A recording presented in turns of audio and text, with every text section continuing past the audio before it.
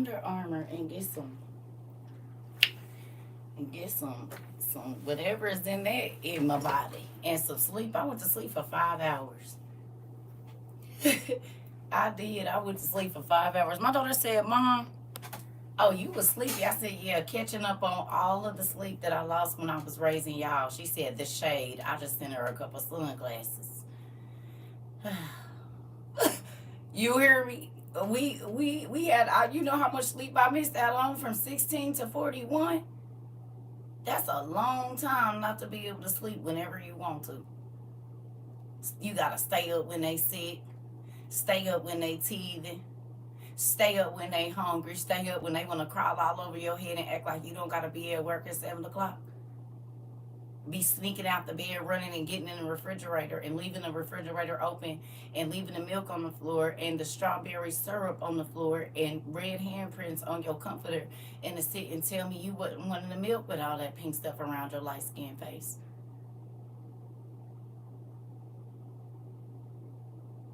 So you just gonna lie to my face and you got all this uh strawberry syrup on your hands and you the only one ain't big enough to put the milk back and you done went to sleep like a princess with your hands on your bright yellow comforter and this little red handprints on there. You got a pink mustache because you poured so much syrup in the cup. It's still out there. It's this much syrup, like most of the bottle, and this much milk.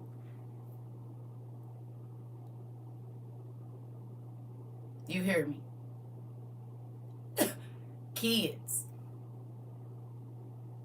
they take all of your stuff. You can't eat your sandwich by yourself or nothing. Can't have a drink. You can't have a snack in your purse. You can't sneak and eat chips or eat even a candy bar sitting on the toilet. You can't do it. They hear it. They could be 3 levels up in the house and they can hear when a Snicker package opens, but they can't hear when you call them to come clean up their mess. It blows me. They can't do it. Hey, I love y'all too. You said that's fine. I don't need it. It don't get too much better when you grown, girl. I know. You forget I got 4 of them. I know. Oh, I know, honey. They throw the same fist they threw when you said no when they was little. I know how this go. I'm dealing with it right now. When my kids is not used to me telling them no. They don't like that. It makes them feel away, and then they don't talk to me for months because they didn't have to hear it when they was kids. Because I would say, we'll see. I really never said no that much. So they not used to me saying no, but since they didn't got old, I say no, and they look like they want to cry. Yes, I don't have to say yes right now.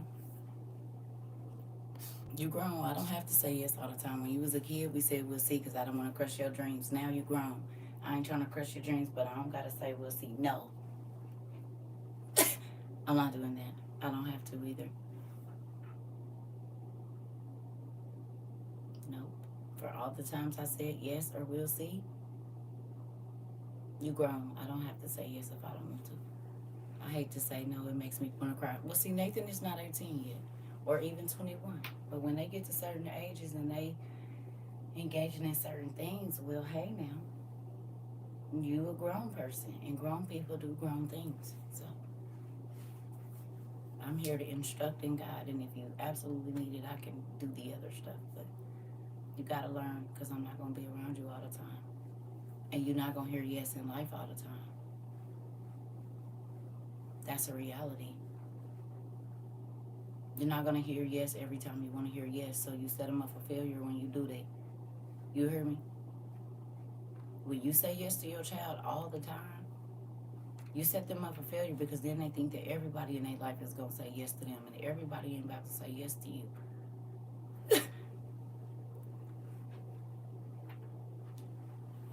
Yeah,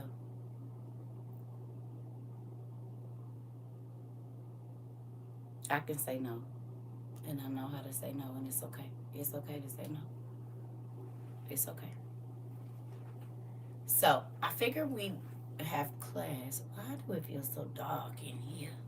It just feels so dark. It's because it's all this dark wood in the room. That's why. Grandkids included. I ain't made it there yet.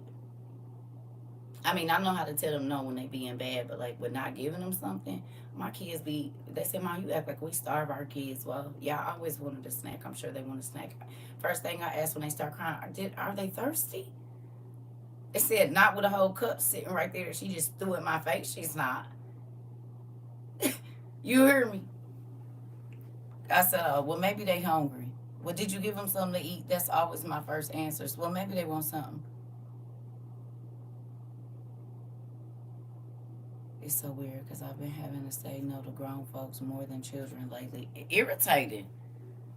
Let's talk about it. How irritating is that, Sarah? Y'all heard what she said? She said it's real irritating because she been having to tell adults no more than she been having to tell children. Very interesting. Mm-hmm. Welcome to my world. Welcome into this crazy life. I was trying to tell y'all what was coming from the people that are around you. I'm trying to tell you they gonna be crazy. You hear me? You hear me? You be like, for real, you a whole 97-year-old, and I gotta tell you again. And the first thing that come out their mouth is how old they are, or who they are to you, or that they grown. Well, you're not acting like it. That's what I hear. It doesn't matter how old you are. There are children that have more sense than adults. That don't mean nothing. Wisdom don't have no age. Just because you got gray hair and just because you older don't mean you know more. And I used to tell my children this, and then my baby said it to me today. She said, Mom, just because you old, that don't mean you mature. I said, right. So don't be listening to these. I can't say the F word, but I want to. But they say you're not supposed to call nobody that. But silly people. Just because they old don't mean they know. And just because they old don't mean they got the right spirit. Do you hear me? And when I say old, I mean older than you. Whatever age. If you 25 and they 35, just because that don't mean nothing. You better watch what they do. And those people make more money than I do asking me for trivial favors. I'm here for it. I have it, but they're steady asking. Oh, no. See, you got to pray. Sarah.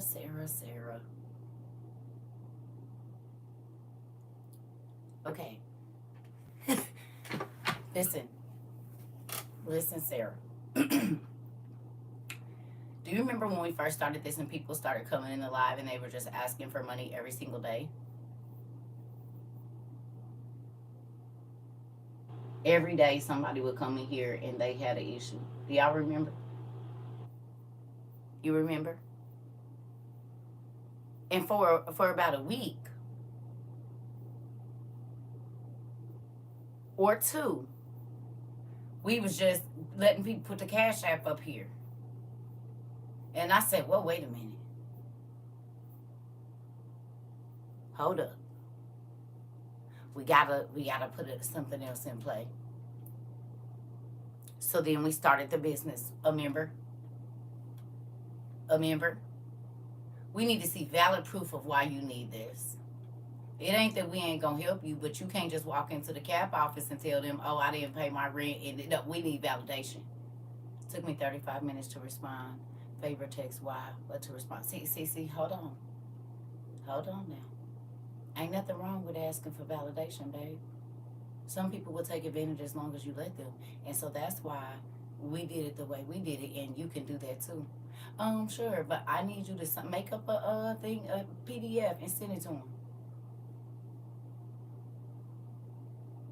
I can help you. Make you up a PDF that is a promise to pay and have them digitally sign it and send it back before you send the money. It'll keep people out your pocket.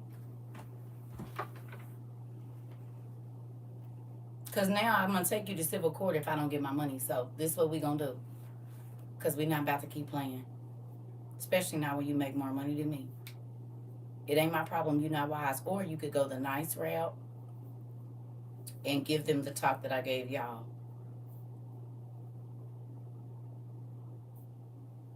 Who remembers the money talk?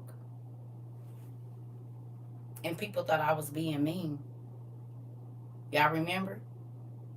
I said, hold on. Because everybody was like, I don't have the money. I said, wait, we're not going to keep talking about how much money you don't have. So do you pay your tithes? Do you give to those? Do you give God his 10%? Oh, no, I'm not going to keep doing that. Oh, no. No, we're not doing none of that. Sorry. No. That's how I feel when I was homeless. I was helping people who had way more than me and didn't get it back. Listen, how you take advantage of a person living in a car with their kids? People will do it. They don't care. All day long. All day long. I'm telling you what I know. Yeah. And that's why I just started listening. Man, when I say that people listen, it's people are, yeah, they don't care and they selfish. Listen.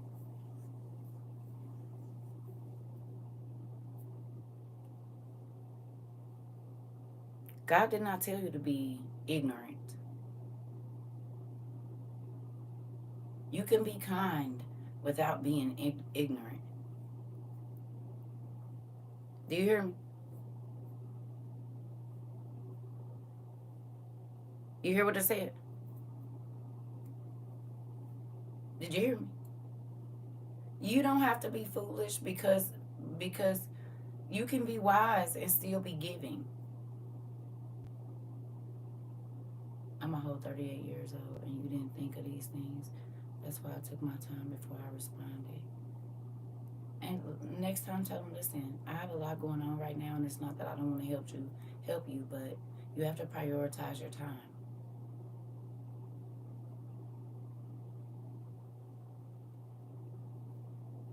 Simple. You ain't even gotta say you mean. They not gonna snap back. But I guarantee you this, it'll light some fire under their butt to make sure they have time to do their own stuff. You ain't gotta do a whole bunch of hooping and hollering. Sometimes just 3 quick words to get people. It'll chop them in their throat. Have them thinking for 2 weeks. Promise you. So the next time they say that, say, hey, I don't have any problem helping you if you're in a situation, but we definitely have to prioritize our time so that we can get the things that we need taken care of, and then just send a smiley face.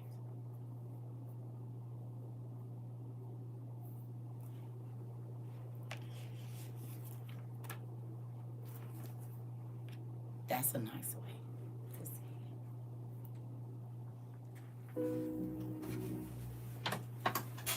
Now that is a noise. I brought this in here because this is what we were listening to music on, but that was not in here earlier. Okay. Y'all feel like that was appropriate? Yes, I told them I'm not planning on leaving the house until Thursday afternoon. At the best, I got you. That part. That part. And that's why there's no one around me. Now, everyone was using and abusing my kindness, and God knew that, but now I see. I'm okay, that part. I've learned so much here on how to feed people with long handle spoons. Do it help your life?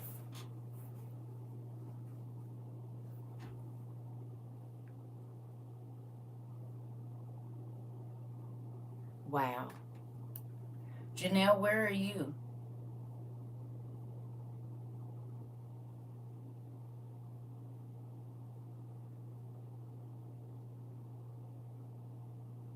South Carolina. Interesting. I heard from my other Janelle, who I thought you were, I think, when you came here, and she lives right where everybody keeps sending me the map of where they're at. It's a little spooky to me.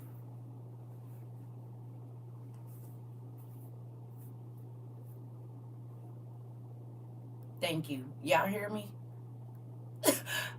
I'm like, Lord, It's a lot of people that I know that live in Florida. Goodness gracious. I'm telling you, people will walk all over you. Yeah, they will. But hopefully you learn.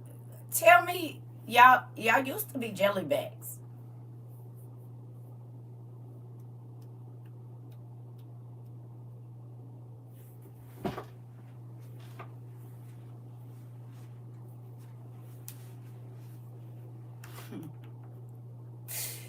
Ooh.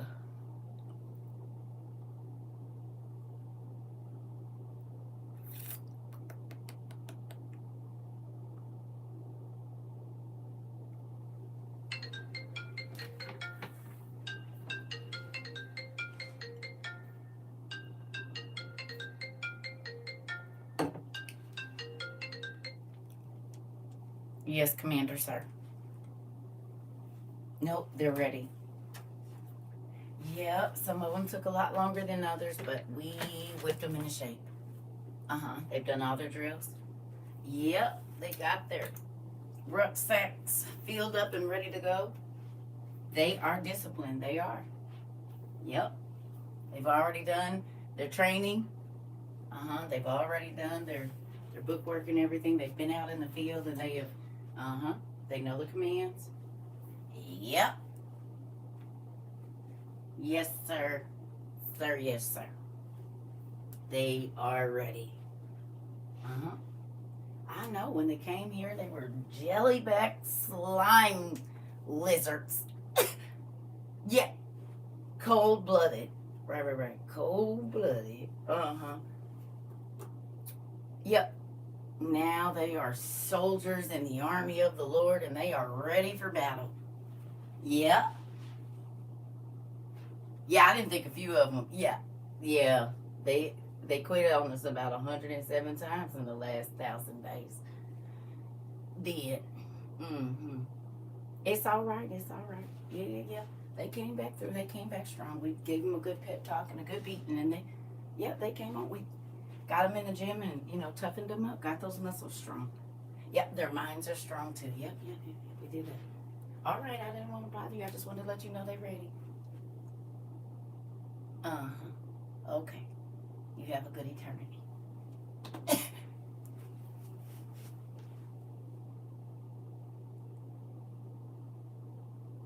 Cause when y'all got here, y'all was jellybacks. Y'all talk about all the throat chops and gut punches and stomp on the toe and elbow to the chest, pokes in the eyes and thumps on the back of the head. Guess what? Look at you. You're ready. I told y'all was in training. He is gonna tell on y'all every time. Every time. Hey, Dave. See? How was everybody? I think they okay. I think they might be all right there. I don't know. They just found out they was in the army of the Lord, and they thought all of the training that they went through, and the muscle, and all of that, the strengthening of the mind and the body, that they try to make it like I was rough on them, but they ready. I was just telling God when they got here they was jellybacks, and now they know how to say no, and they look into every situation, and everything is about strategy. Thinking before you speak and listening in the space that you were in.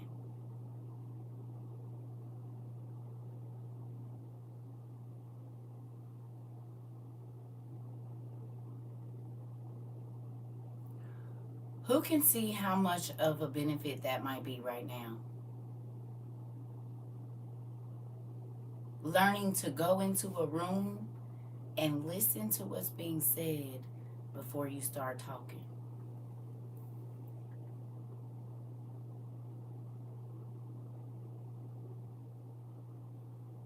Speak, of course, but you learn to listen. You think that's valuable right now?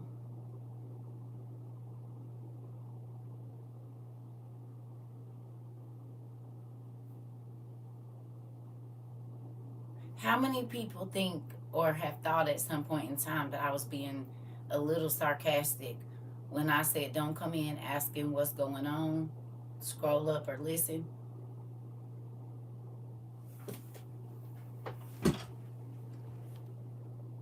You said what?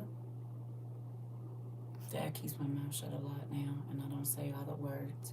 Some I pre-apologize. I don't repent because I know I'm gonna say it. Interesting. I did that with Nathan and his little friend this afternoon. Crisis avoided. Interesting.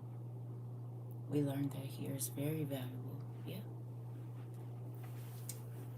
So it's a lot of stuff that y'all thought I was being rude about. Guess what they were? Guess what they were? They were life lessons. Even for the people that might have me about 30 or 40 years, they were life lessons.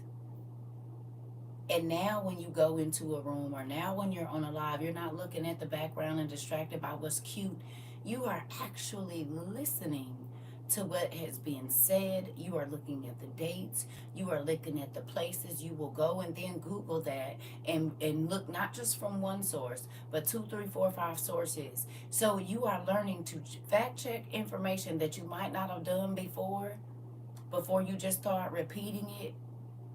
You also understand how valuable information is and how some things you shouldn't say. I know that you all are teaching your children this.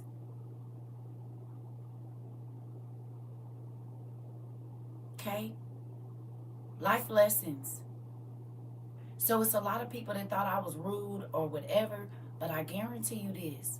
None of the conversations that we have ever had here were for nothing. And when I say I have done this before, I have done this before in several situations, I promise you. Like, you know, like if you go to school for something, you could do it with your eyes closed. You know what I'm saying? Whatever your gift is, you sing in your sleep, you can make music while you're in the shower. It just comes. You don't have to force it or try to make it happen. You hear me? But I also understand, because he had to teach me first, the foundation is the same for everybody. If you think about building a house, right? Every house sits on its own foundation. And the foundation is going to be the structure of the house. And maybe a lot of the houses on the outside are similar, but as soon as you step through that door, they are not all made the same if it's custom. And even if they are made the same, they're not decorated the same because we are different. You're not going to go in 10 houses and see all the same furniture and see it set up the exact same and see the cups in the same place. It's not going to happen, right?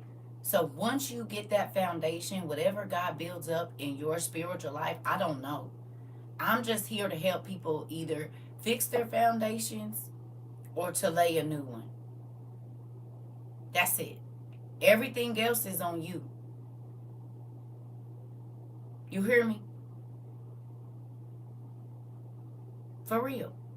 Some people didn't have a good foundation. Some people started out with a good foundation, but it was cracks in it.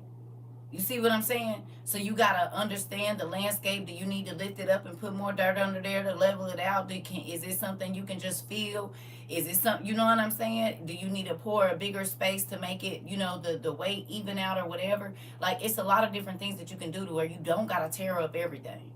But if it is beyond repair, it's okay to pull all that up, break all that up, and start over.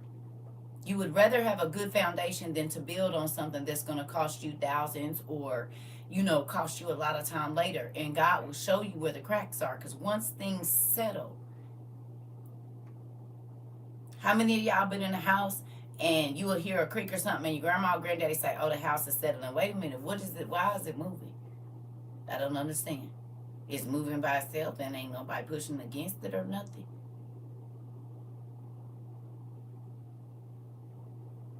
You got to work on you got to do the work at the foundation. Now, right, the house is going to follow that part. Right?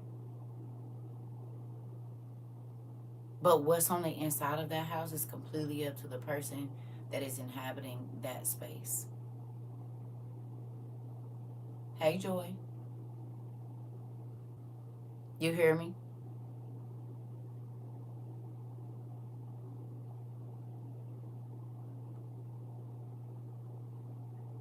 You said I'm in construction and I have to rebuild several times. Interesting.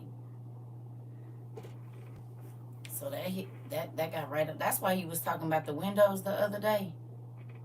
That came to my mind. Like, I thought about that earlier when you was like, I finally found the customer the windows. I'm like, I didn't think to ask you what you do, but I thought about that earlier. So now it totally makes sense.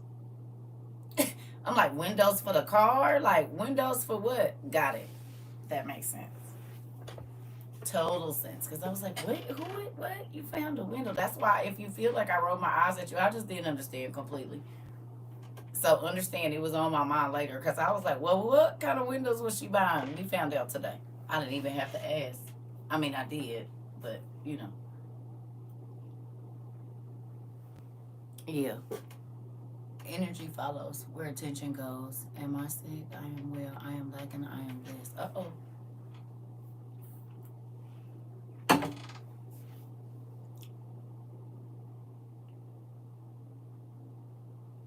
So now do you see why when the woe is me people kept coming in here, I said, if you don't feel good, you need to leave the class.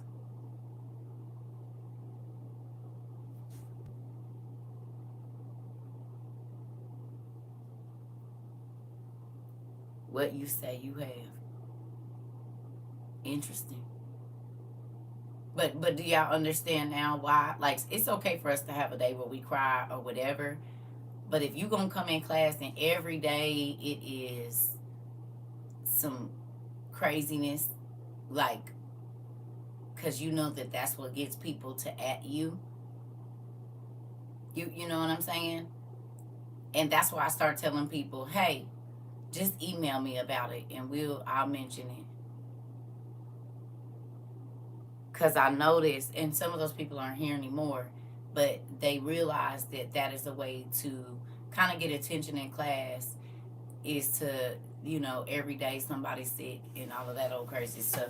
And I just be like, okay, making sure that the concrete of your foundation is centered around Jesus Christ, so when storms and battles come, you will not falter or fall or be destroyed. Come on. My mom and law and sister made it out safely. Circa, my son says hello to you. Hey, Pumpkin. Yeah, it's a real thing. Yeah, yeah, yeah, yeah, yeah, yeah. But think about it. How much of your energy did you spend listening to things that people really didn't want to change? I looked up the world oldest tree circle, and it's the same tree in the Avatar spirit world. Pretty cool. Pretty cool.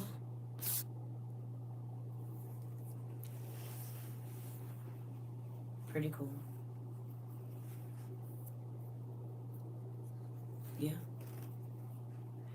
So, in honor of what we are, thank you. In honor of what we are kind of facing with our country and that kind of thing, I figured we read something that to me is inspiring for kind of what's going on right now. Are y'all open to that? A lot of energy I lost, but the sad part, when I'm going through, they don't want to listen. It's just about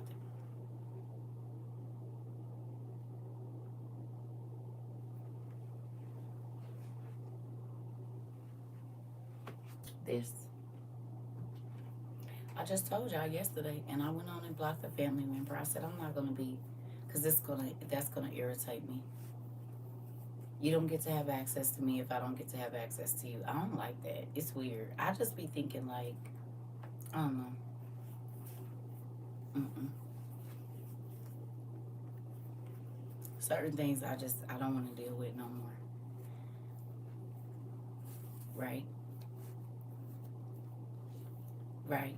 So, no. Mm-mm. That's what I do. 2 Corinthians. Well, all of the scriptures over myself like medicine 3 times a day and more if I need it. Good job. Good job. I want to say this to y'all too. I'm grateful.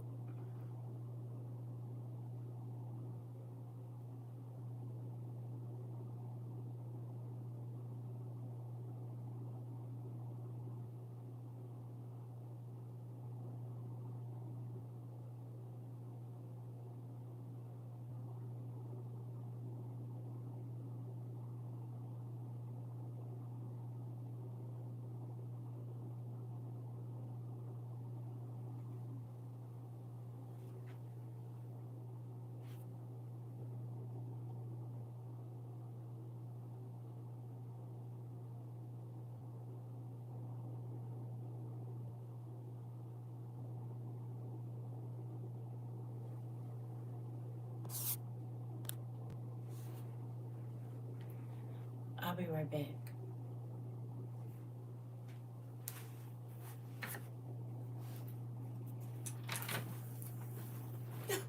Almost made me run over my toe. Like, are you focusing or are you just spazzing out?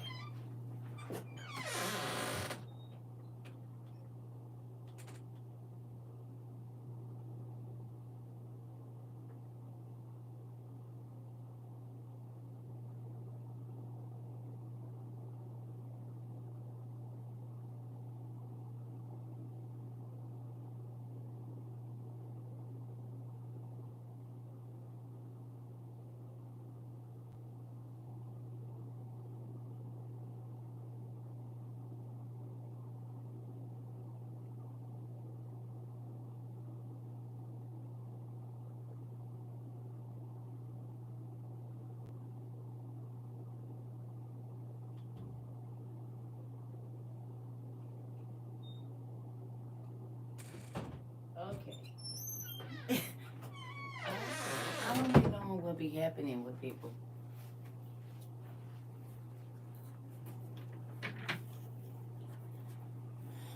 Moving on. Hey, I'm back.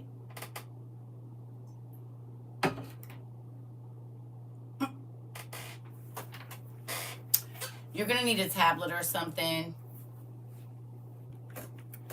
Hold on a second.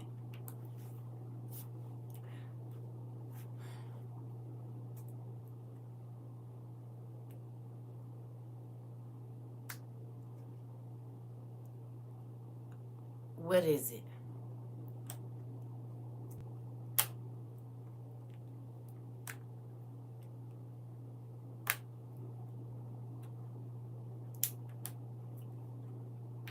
What is it?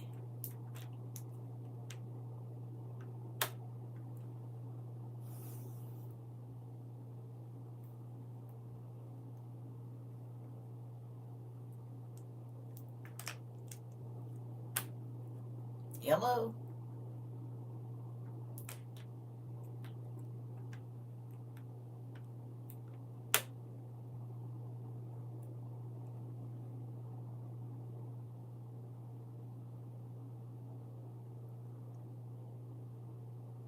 Pretty cool. Pretty. Oh, that's a cool thing. She just met 3 of her 5 sisters and 1 of 2 brothers that we learned about as adults. Oh, that's pretty cool. Always to extend your family. That's pretty cool. Yes.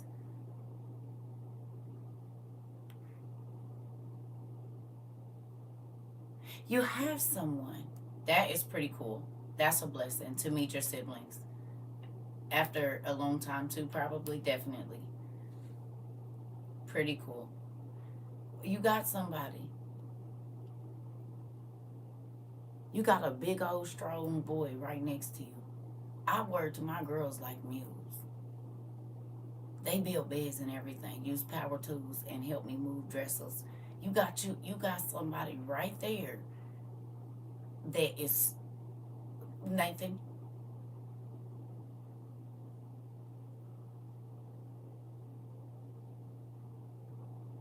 He probably stronger than both. He's sleeping. Nathan, Nathan, Titi needs you to help your mama after you get done eating. You got that boy, girl. You better ask my daughters, baby. They did everything I did. If I got to move a dresser, you better help me. If I got to put this back, come on. You running a well-tight ship over there, girl. They strong. Hell, they probably stronger than us.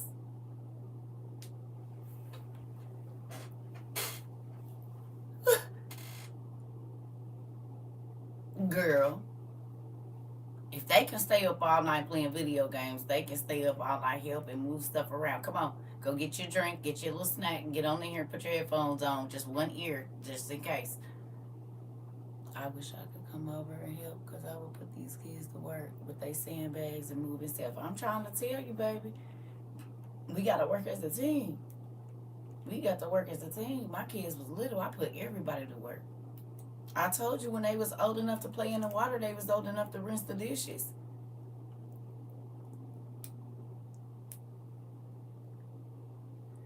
Girl, you better put that baby to work, baby. You got to eat fast. Mom needs help. And we got to do this together as a family. I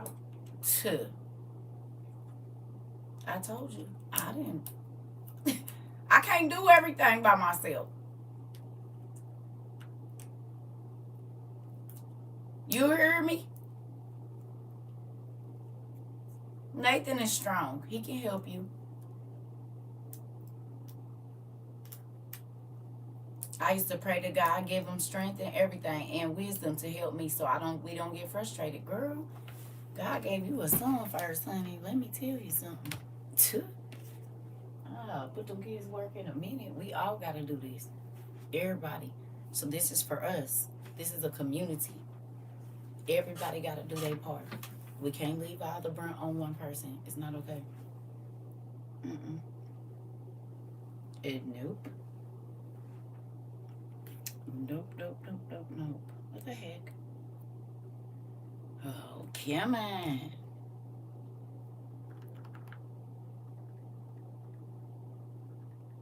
I have to remember to send because I use this one every day. And these two be wherever they be. Oh, goodness.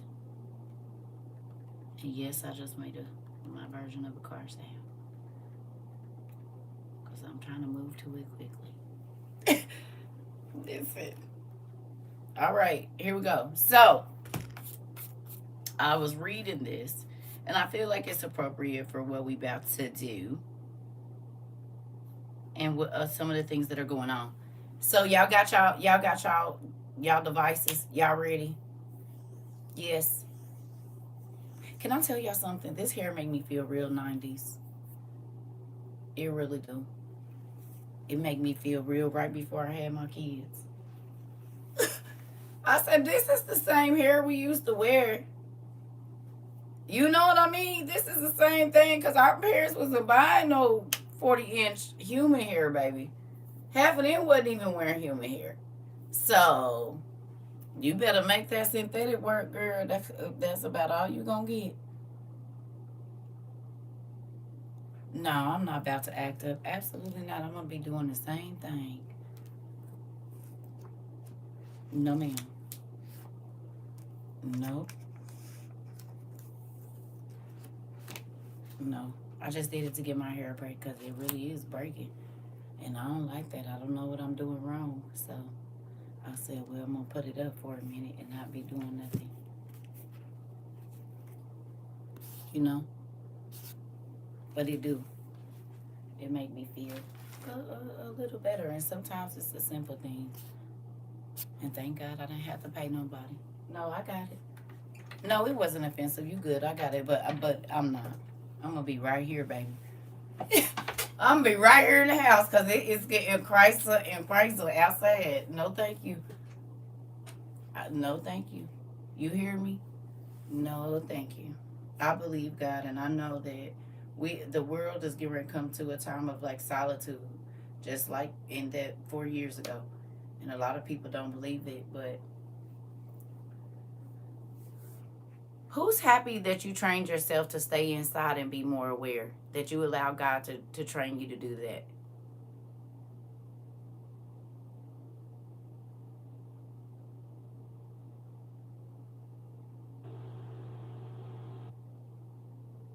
Yeah,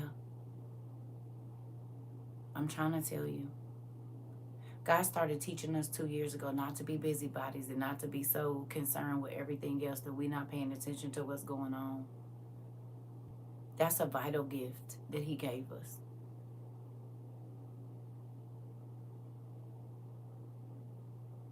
You said, I didn't know that's what it was, but I'm thankful for it. That's what it was. Now I feel uncomfortable when I have to leave my house. But y'all was yelling at me, talking about go meet a whole bunch of people that you be talking crazy to by yourself. Ain't? No. My daughter showed me a video today her friend took at the gas station 2 minutes. Uh-oh, hold on. Two women were fighting. Said, glad we didn't have to be out there. Interesting. Interesting. Mr. Rodney! We got us a Rodney here. I didn't know we had a Rodney. Rodney, meet Rodney. Rodney, meet Rodney. He a little funny acting and stuff. He don't be wanting to. You ain't got to look at him like that, Rodney. I told you we might know somebody. Don't be like that. Don't do it. You just be cool. You said, who is he? He said, he already mad because Sam be side-eyeing him, so just don't worry about it. What you about to do? You flexing on somebody? Have a seat. You know, people over here is real crazy. Right. Les over there, because he always trying to burn people's stuff up, so he got to sit in timeout for a long time. He didn't kick his wings out, so he ain't going nowhere.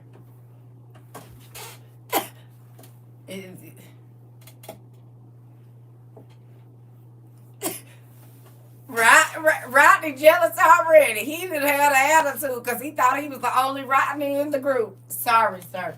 You're not.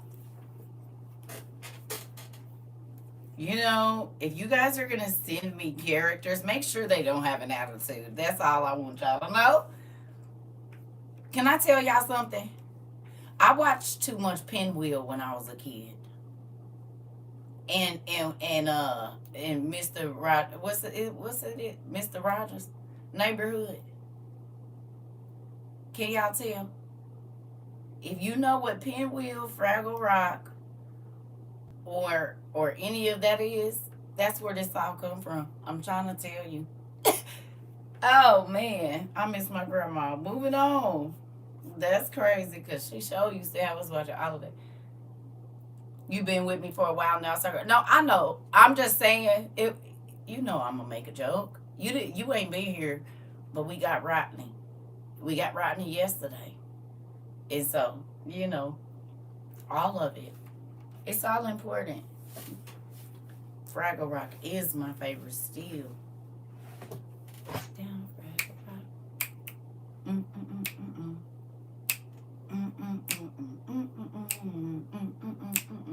Hey, down to Fraggle Rock.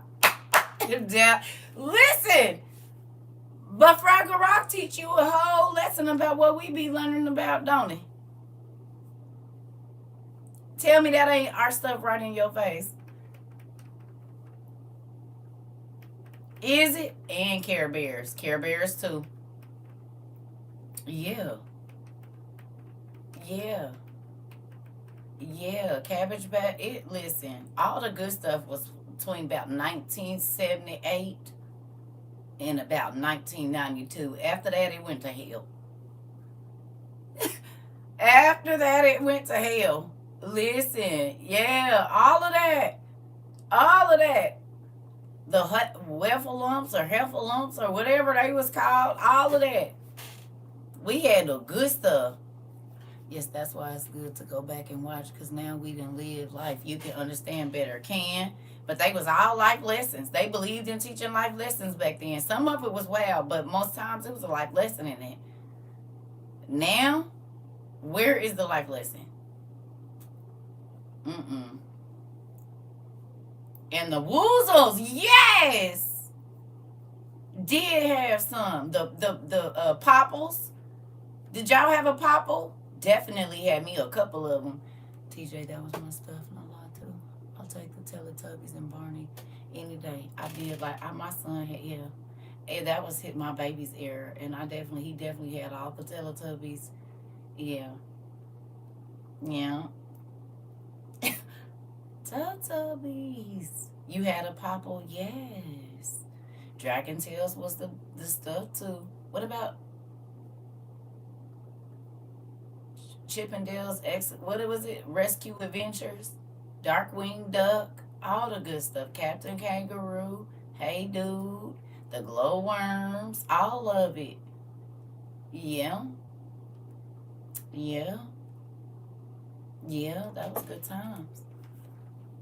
Zoom, yep, yep, yep. You said HR Puff and stuff. I don't know if I remember that one. Rescue Rangers and the Smurfs, yes. Bonkers, Doug, and Wild Thornberry. See, you my niece's new age, so that's all y'all stuff. But I was still like about 15 when that was popping off. So yeah, Veggie Tales, Duck Tales, Reading Rainbow, all of that. Yep, all of it. It it's good. Good clean cartoons. Good clean cartoons. Good clean cartoons. Now some of them they have the adult humor in there. Yeah, yep. Mickey Mouse Clubhouse, Arnold, all of that. Yep, yep. Double Dare, all of that, all of it. Yep, the Flying, all of it, all of it. What about Pippi Longstocking and that whole era?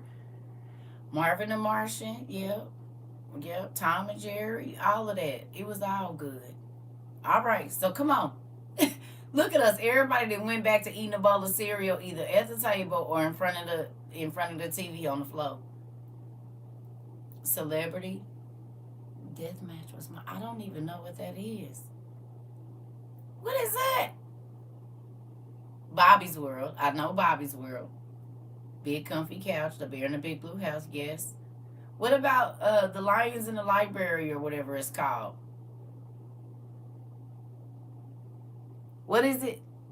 What's it? Ain't the Lions in the Library, but what was that called? Scooby Doo was good. Definitely good. Between the Lions, right? I love that. Even though I was a grown person, I love that. Yeah, I love it. I'm gonna have to find that because I never heard of it. Big Blue Marble. I don't think I ever seen that. Yeah, yeah. Okay, so come on. Well then, let's act like we in a reading rainbow, and let's go to Paula Thecla, um,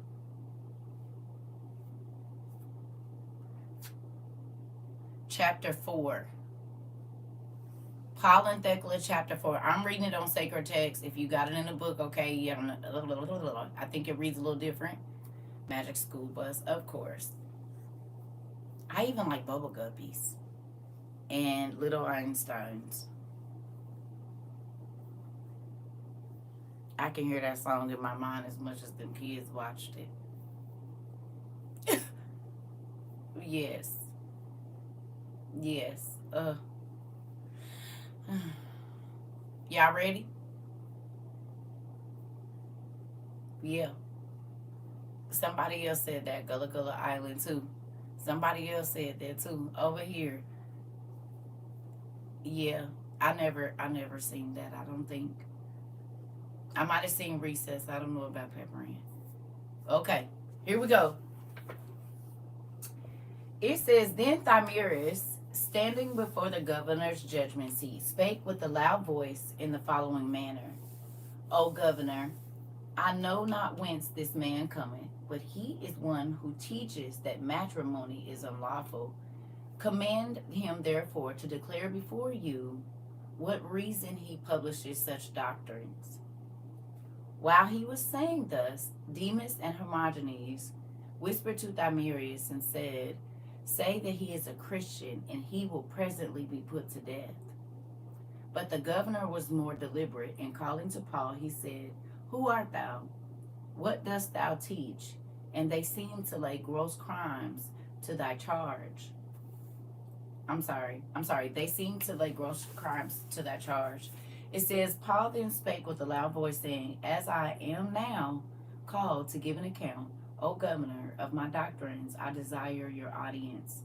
That God, who is the God of vengeance, and who stands in need of nothing but the salvation of his creatures, has sent me to reclaim them from their wickedness and corruptions, from all sinful pleasures, and from death, and to persuade them to sin no more. Did y'all read that?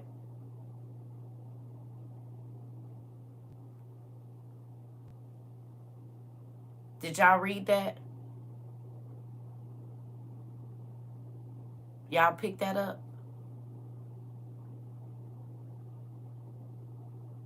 Hello?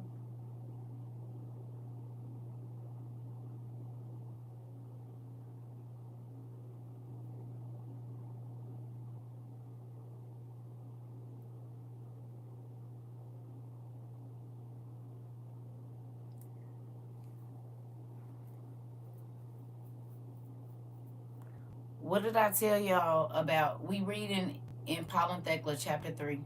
Chapter 4. Okay? These are people persuade to cause someone to do something through reasoning or argument. Exactly. But hear me. These are people that just was mad. We know the story. They was just mad because they didn't get recognized as Christians. When Onesiphorus met them and he welcomed Paul in the greeting of people that worship Christ, but he didn't greet them. Remember, they was mad about it. And then the dude came and they was on this and they was like, say he a Christian. What is something that we might be getting ready to go through recently that's similar to that? There are gonna be people that know for a fact that you worship Christ, and it could come a time when they turn you into the authorities. No?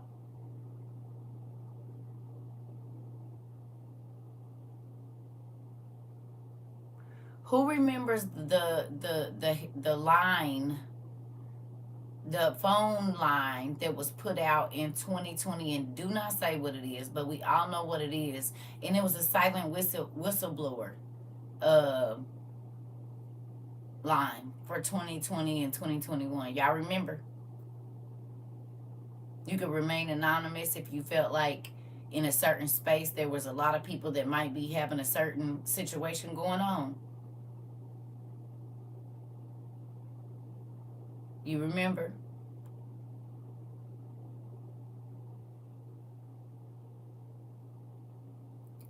Y'all don't think that might be happening no time soon?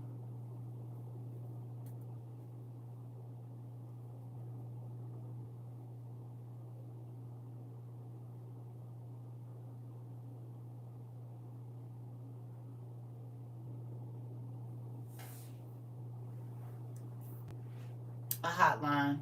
Just think about what was going on in those 2 years. Be mindful of that. Okay? But he also said, he sent me to reclaim them from their wickedness. Can you tell me the definition of wickedness?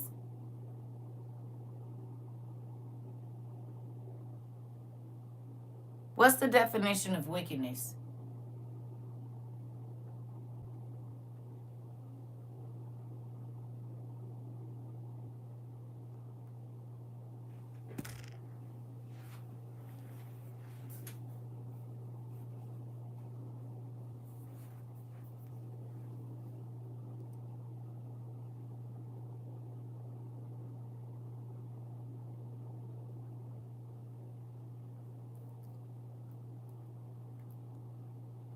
Evil or morally wrong.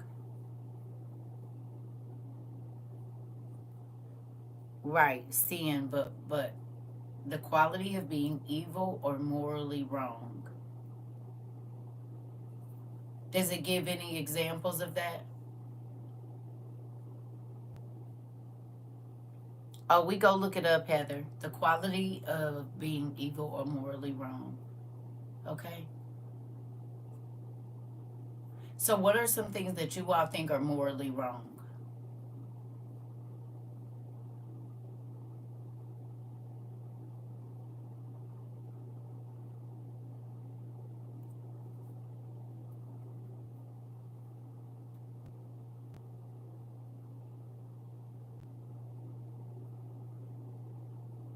Stealing,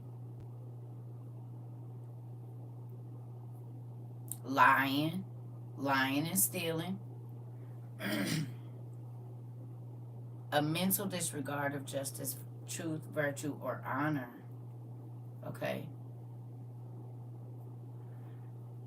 Cheating someone, hurting people,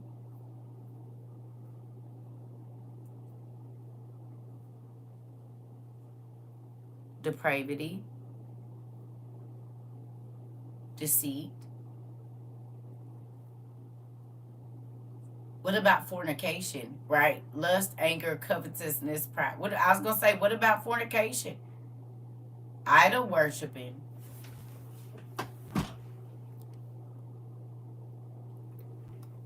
It amazes me that you can't type that word, the government. You can't type that because every time y'all type that, we get some type of thing over here.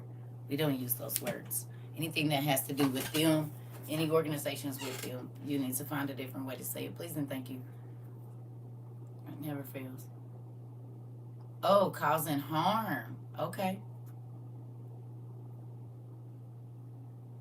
So then you know what things that are morally wrong. Is it morally wrong to sleep with someone else's spouse that they're married to?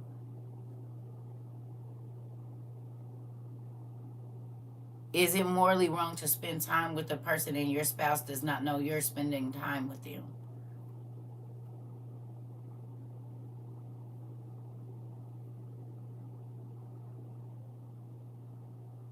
Is it morally wrong to tear up your family for earthly urges?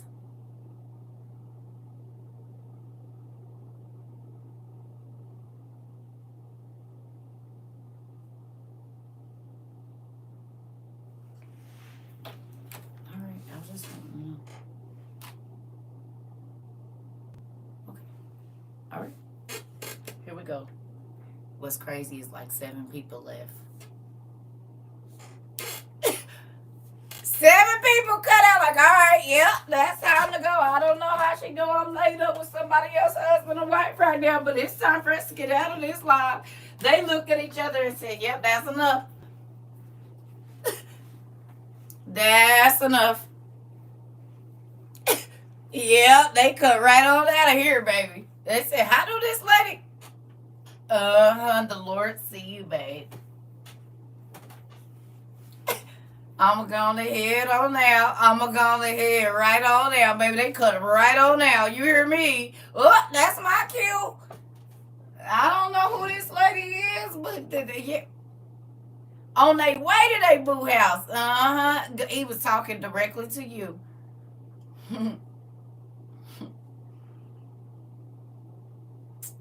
Funny.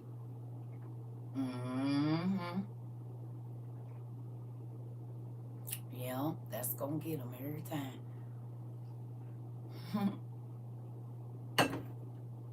Boy. I don't know who that was for, baby, but them folks cut out, honey. You hear me? I looked up there just to see it said, whoop, 7 right off the bat. Listen, they said, I am on TikTok. Shh. Shh. Lady, you said cute organ. Listen, that part. You said screaming, don't do it. Listen here. They left quick. Baby. Okay. All right. It says, on this account, God sent his son, Jesus Christ, whom I preach, and in whom I instruct men to place their hopes, as the one person who only has such compassion on the deluded world, that it might not, O governor, be condemned, but have faith, the fear of God, and the knowledge of the region, and the love of truth. So that if I only teach those things which I have received by revelation from God, where is my crime? When the governor heard this, he ordered Paul to be bound and to be put in prison, till he should be more at leisure to hear him more fully. Ain't that something? He said, I'm just telling people what God told me to say, and then you gonna put me in jail until you ready to talk to me? How many of y'all would be okay with that?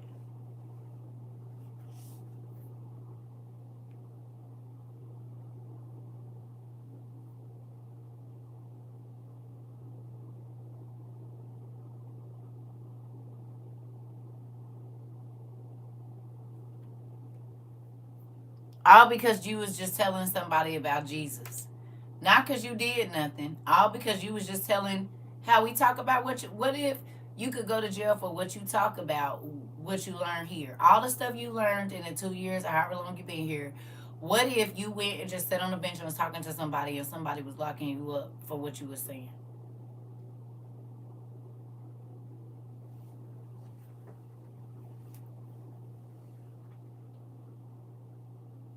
And there's no lawyer to come get you out. You just have to stay there until the judge want to see you. Just for talking to somebody about the Giants or seed or anything that you learned here. How would you feel about that?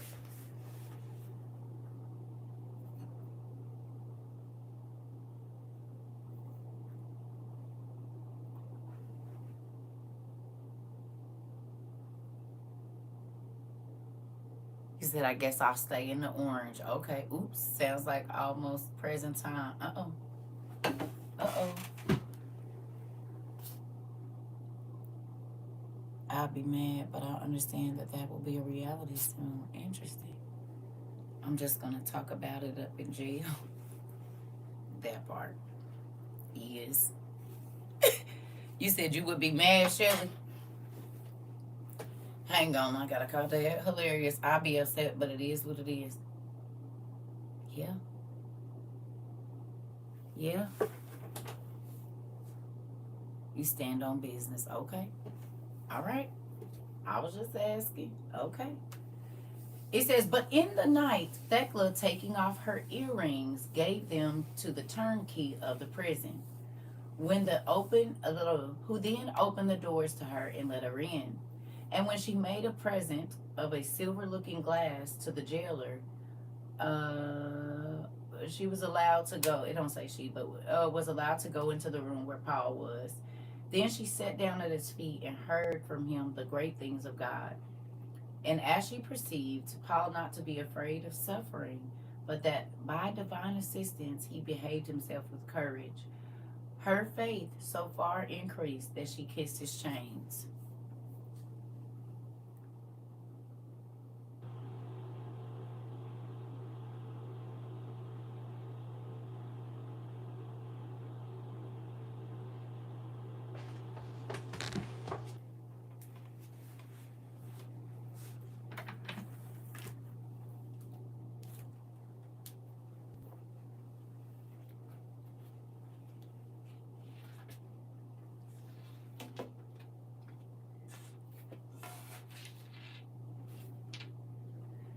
I don't know what to do before I ask this your question.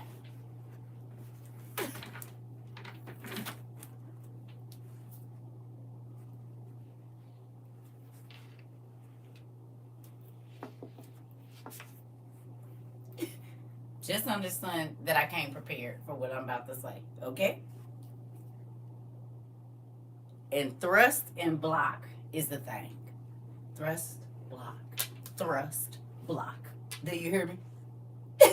It's a thing, okay? I want you to understand that. You hear me? Listen.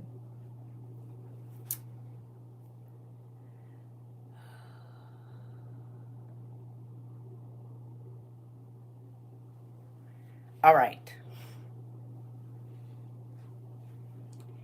In this here present world that we live in,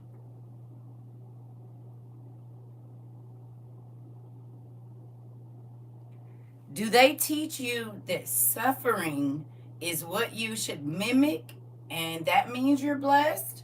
Or do they teach that if you have a big, beautiful house and a lot of money and fine clothes, that you're blessed?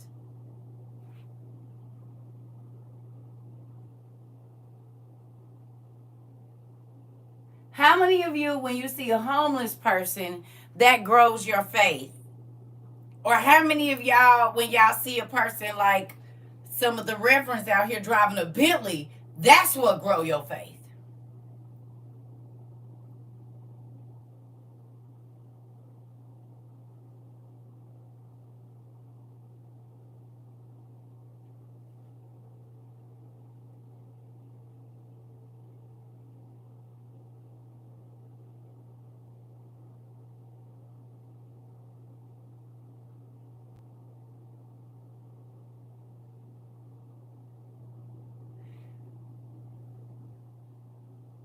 So when you see the homeless person, you aspire to have the faith that they have.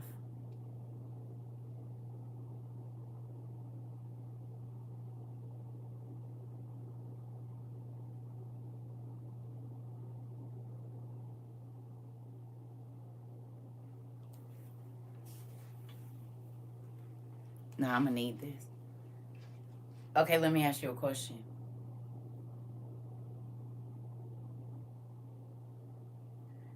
Do you ask God to bless them when you see them? Does it break your heart and you say, oh, God, bless them?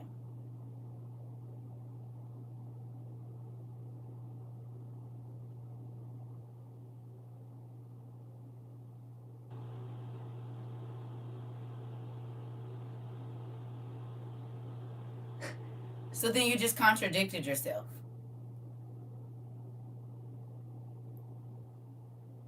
You contradicted yourself.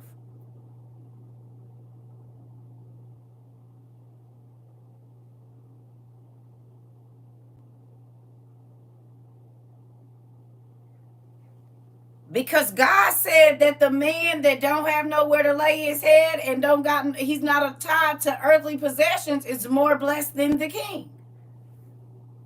So why would you tell him that he need blessings if he already more blessed than you? So do you really aspire to have the faith of a person that lives on the street?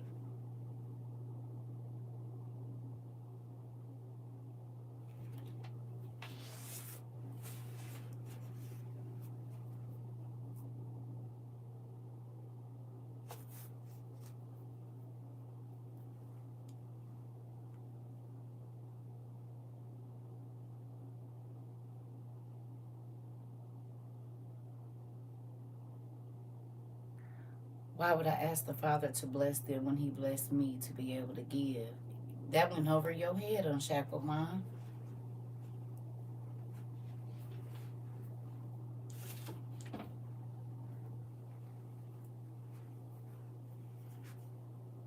That went all the way over your head because God said that the people that follow him, they left everything they owned. And they only went with what they could carry. What do homeless people do? He said those are the people that are blessed. Foxes have holes, birds have nests, but the Son of Man don't got nowhere to lay his head. Don't that sound like a home? A homeless person to you that got to go and stay with people and be at the mercy of others? Sleep wherever they can?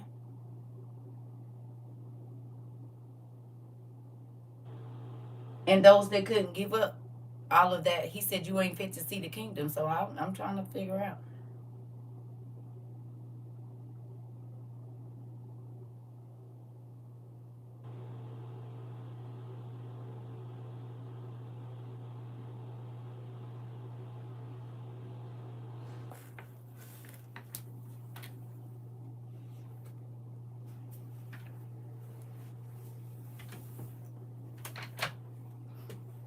I used to feel bad about being homeless, but when I realized Jesus didn't have a place, I felt better about being homeless.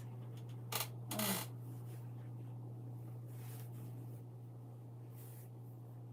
All of the people that followed Christ, they went away and didn't have their own stuff. They didn't have their own space. They lived wherever they rested at. Am I right or wrong?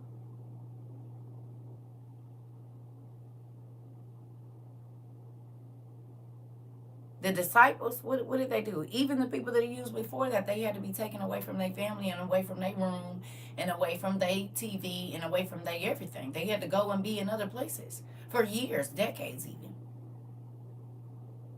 Sometimes hundreds of years, depending on what time dispensation it was in. They left and only took what they could carry. Left their families and everything. Parents, brothers and sisters, sometimes wives and husbands.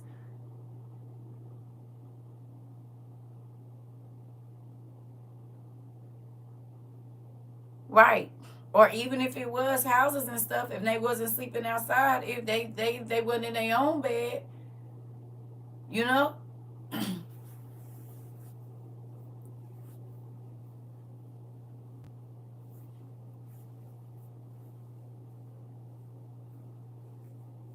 Yeah.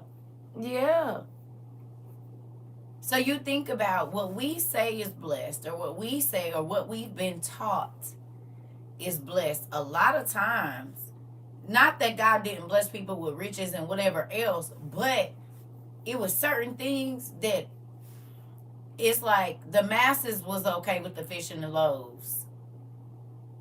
But the people that got the part of Jesus that nobody got to see, they went without eating if he didn't eat. They went without sleeping. They walked as long as he walked. And it wasn't just the 12 disciples. Sometimes it would be a group of 3,000 people following Jesus around. Folks be trying to have an entourage. Baby, Jesus said the biggest one there was. You got 5,000 people following you for 6 months. That's paparazzi for real. You walking out in the middle of the desert.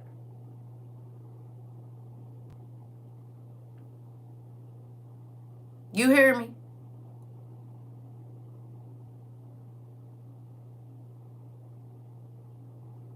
But do you understand though?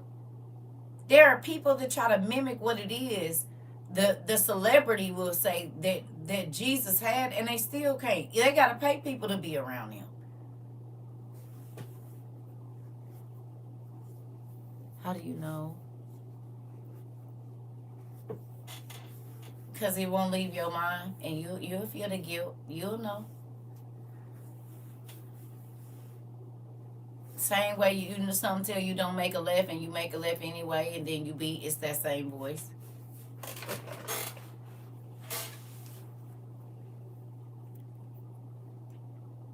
Right.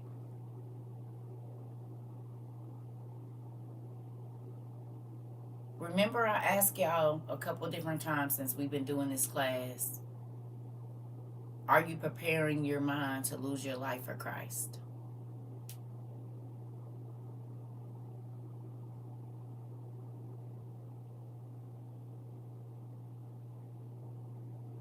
Because a time is coming, the Bible says, that men are going to be running from, death is going to be running from men.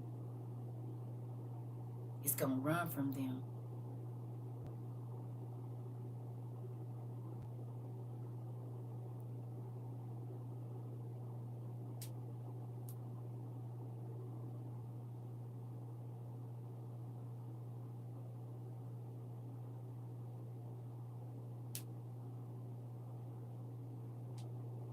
Right now, people are running from death, but in a minute, death going to be running from you. That's a scary thought. Especially after finding out that there's 7.5 million other species that have not been chronicled. So we don't know what the heck is on the other 60% of this planet that we ain't seen. It's a little mind-blowing to think about to me.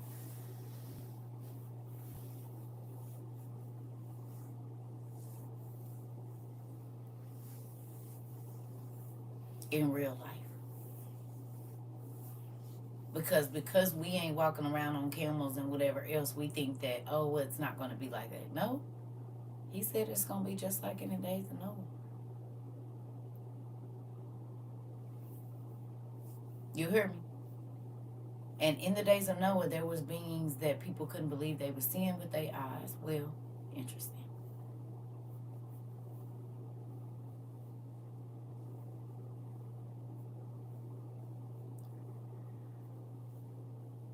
Okay, here we go. It says, at length Thecla was missed and sought for by the family and by Thamirius in every street, as though she had been lost. But one of the porter's fellow servants told them that she had gone out in the nighttime. I always got a nigga watching me. Why? Goodness gracious, mind your business. Goodness gracious. Then they examined the porter, and he told them that she was gone to the prison to the strange man. And they went therefore according to his direction, and there found her.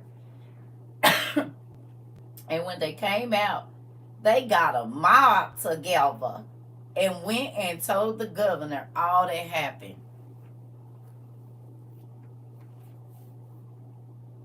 Why you always gotta bring all these people with you? It's just me by myself.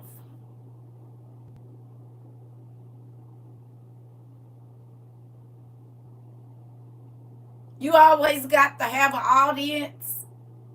He could have went by himself.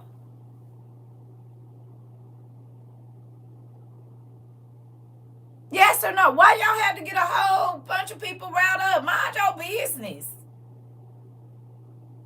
If I just snuck out in the night and ain't know that I'm handling something, I need you to mind your business. Turn your cameras off and go to sleep. You don't know what I'm doing. But remember, I told y'all it be the people that I always gotta have a group around them, and then it be the people that work by themselves.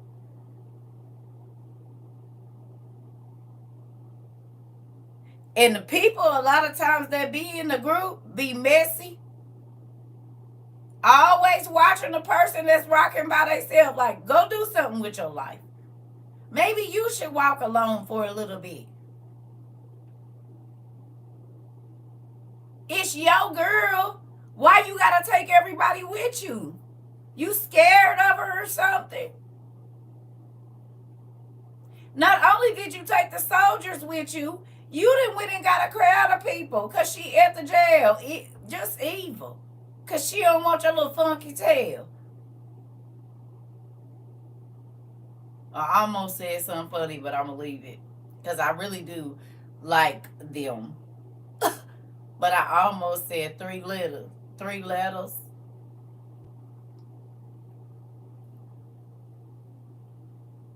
But I like them, but I want them to do what they supposed to do, so I ain't gonna say nothing. But them. You mad? So you done said all kind of crazy stuff about this young woman. As the young people say, crashing out.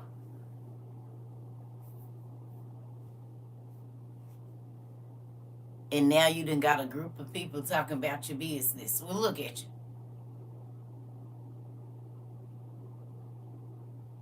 you. Everybody in the world in your business now. You done went. You shouldn't have said nothing. You should have just went by yourself.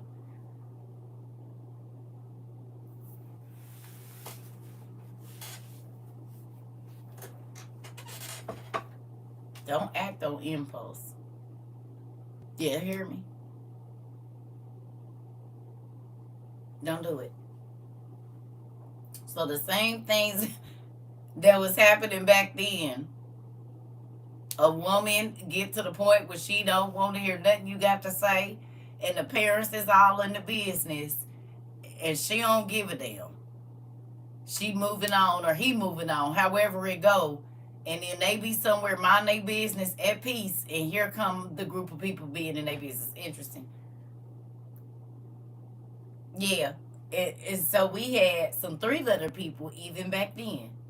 Right here. Right here. Right here in this 1972 BC. Okay. So here we go. Crazy. D.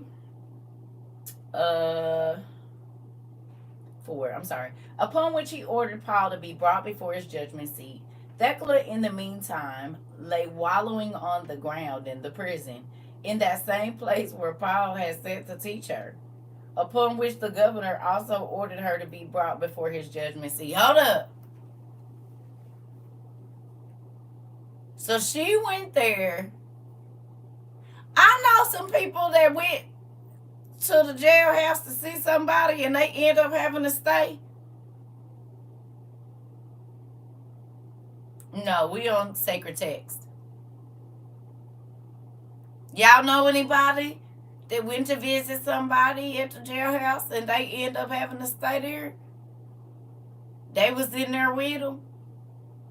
And now that person might be getting out, but they gotta stay.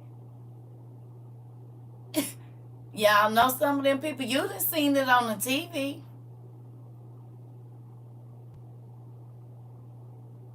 If you know, you know. Y'all done seen some of them people went on a visit and had to stay themselves.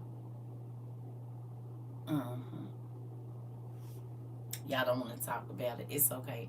I know some of y'all got some cousins. You hear me? You, I know.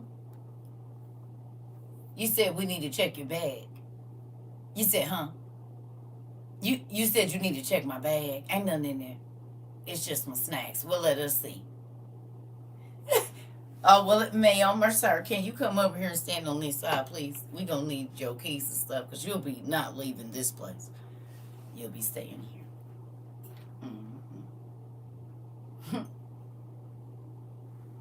You said, no, seriously, that happened to my cousin. Oh, I'm serious. I know it happened to a lot of people, cousins.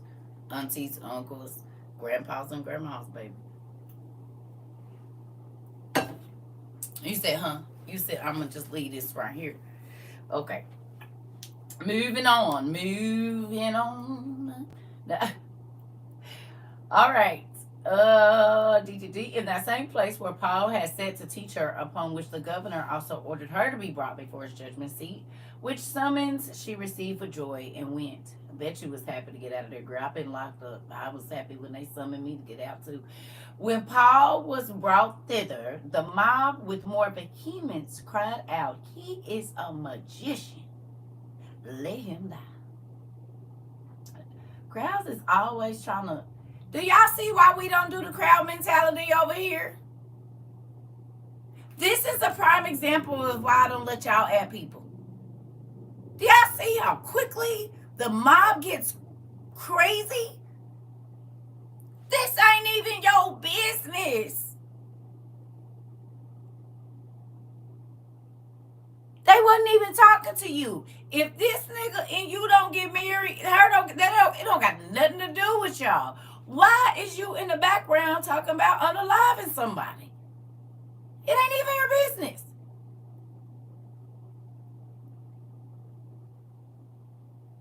He wasn't preaching to your wife or husband.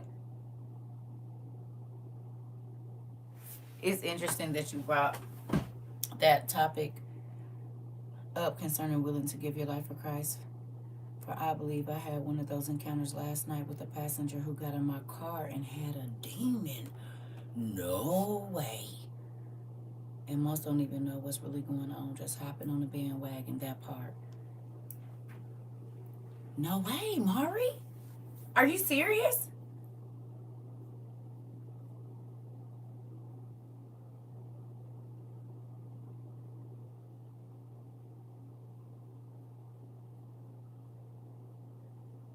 I believe it.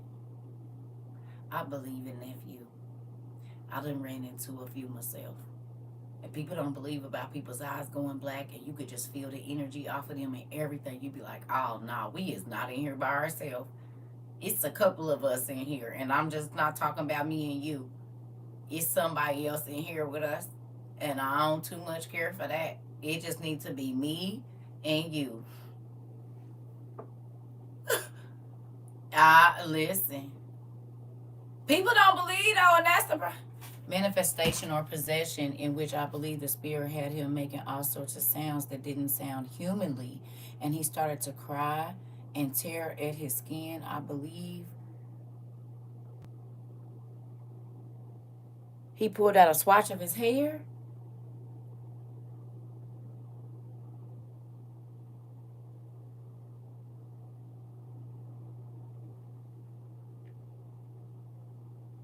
What?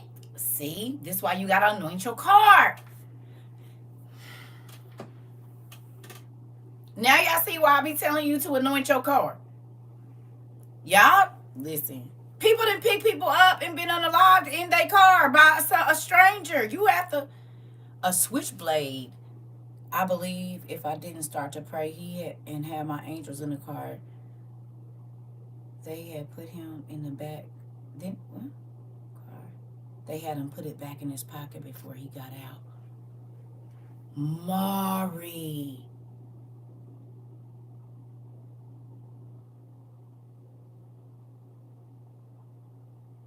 Nephew, I am so happy that you are okay.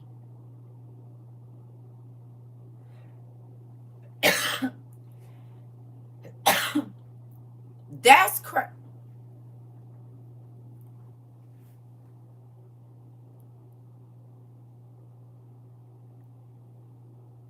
This is why I be telling y'all. And the first thing was the spirit of fear that tried to take over. Then I remember God's word and began to intercede for me and him. And then he kept on working. Come on. Come on. Come on. And now you see why I said I'm not trying to have no fake relationship with God. Because I be in real life situations. Because once you become the devil's enemy, oh baby, you was fighting for your life for real. Long story, God's word be working. And do, nephew, listen. When I say I understand, auntie understand. You can play and act like spirits. Listen, you ain't nobody seen Buffy not Buffy, Charmed and Angel and what's the other one? Sam and Dean. You see how fast them people flip and they eyes change? It'll be somebody they know talking to them, and then boop, and you know something ain't right. It don't take no hour, seconds. Sometimes just one. They can close their eyes. Thank you, supernatural. Close their eyes and open their eyes, and you be like, oh no, and all the hair on your body stand up like, wait a minute, hold on, something. We is not in here alone. We. It's like an episode of Evil right off the screen. Nephew. And now you see why we watch stuff like that. Because people don't even know what demon manifestation really look like. Good job, Amari. The kind of experience are mind-blowing and scary. I've experienced them before that part. That's how my mama do. Listen. Trying to tell you, I know. I had to learn this. Baby. Yeah. Baby, they'll flip on you so quick. You'll be like, listen. I got to know what's going on. And people be wanting to, oh, I don't want to talk about it. That don't mean it ain't about to be talking about you. And just because you don't want to see it, don't mean it ain't coming to see you. No. I want to know. Just in case I get in this situation, I need to know how to handle it. Then we talk about more demon manifestation the closer it come to Christ.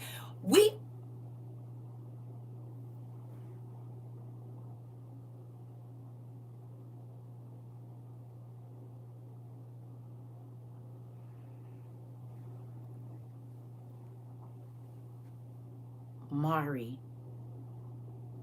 the book that we was reading out of, Beishan, Giant Cities of Beishan, or whatever it is, we literally just talked last night about, and yesterday or whatever, about Jesus calling the demons out the man and then running down the hills in Beishan.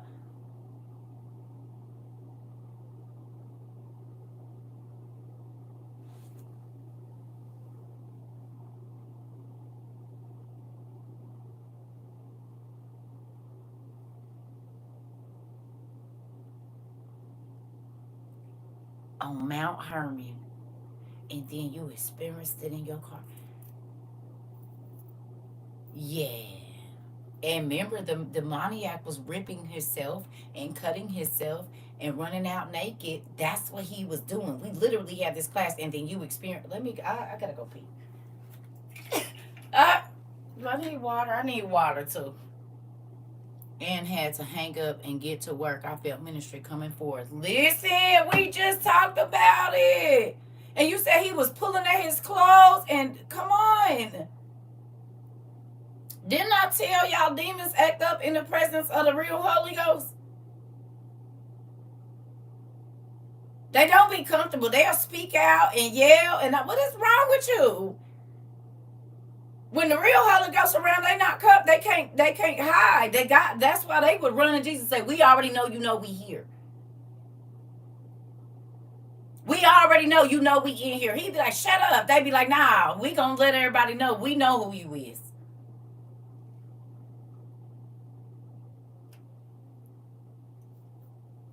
And they glitch. They do. Mm-hmm. Listen. Let me go get some more water and coffee. Maybe I won't get no more water. I'm gonna run to the restroom because see, this be the stuff I be talking about right here.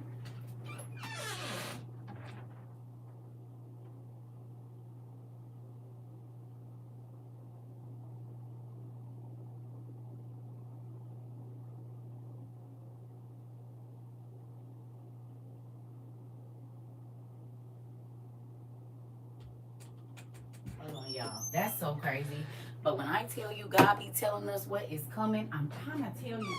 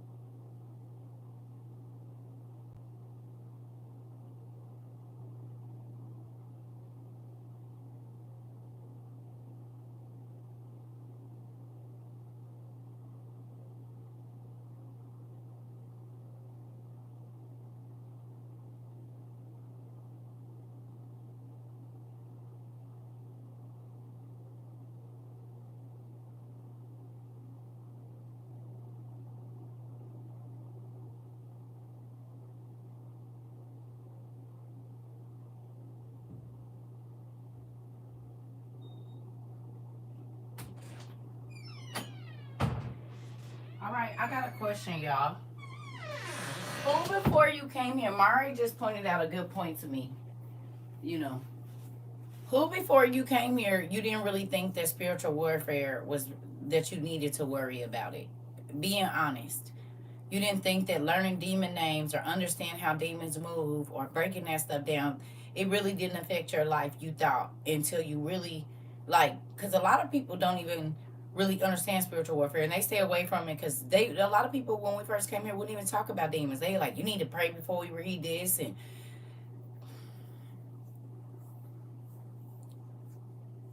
do you pray before you watch the TV that the demons are on? Because demons hide in human bodies.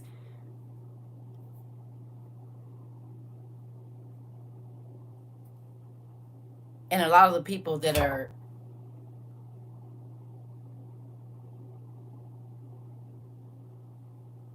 Did y'all hear that?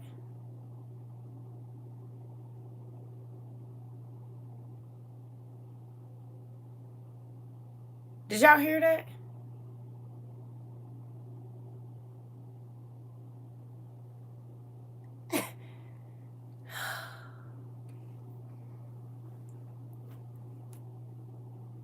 2 times in a day.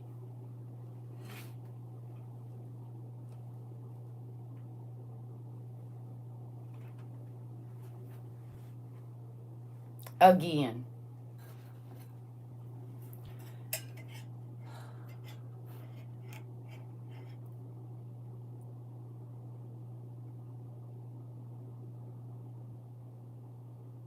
It sounds like something just hit against my window.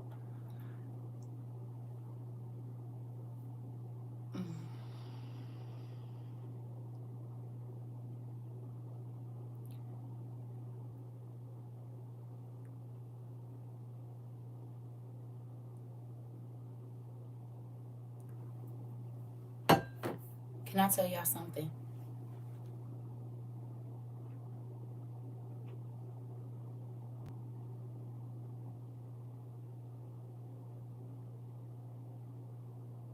Huh?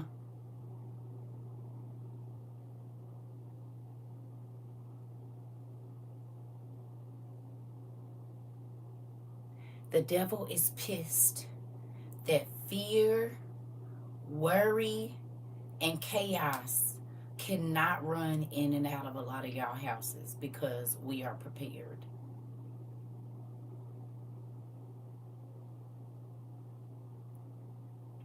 And when I tell you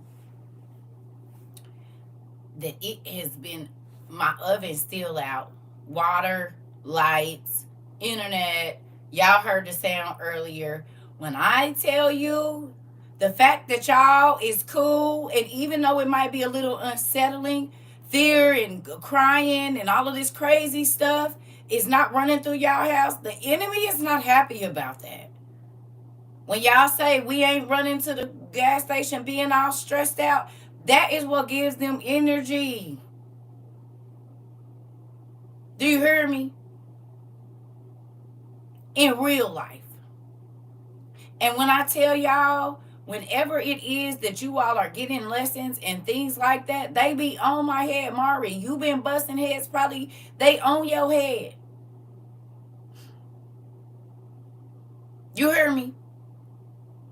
When you call, fear is a spirit. Confusion, chaos, these are all worry, spirit. 4 things that's running rampant in our world, especially today down in the South and in those areas. And the fact that we got hundreds, maybe even thousands of people that fear can't run to their house, that chaos can't run to their house, they're not happy. Because it's more than you in your house. So not only did you put your husband or wife at ease, your kids are at ease, there was supposed to be fear running through all of y'all houses right now. You know how much energy those spirits could have? I'm grateful that y'all get to be witnesses to the stuff that go on around here.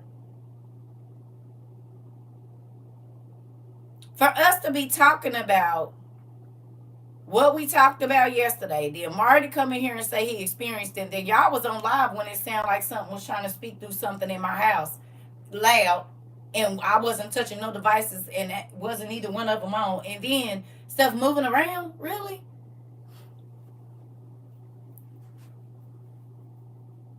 You hear me? We literally talking about spiritual warfare. We've been talking about spiritual warfare for 2 days. Right, because my kid saying, Mom, God got the oil to anoint the yard, and they come. Come on. Come on.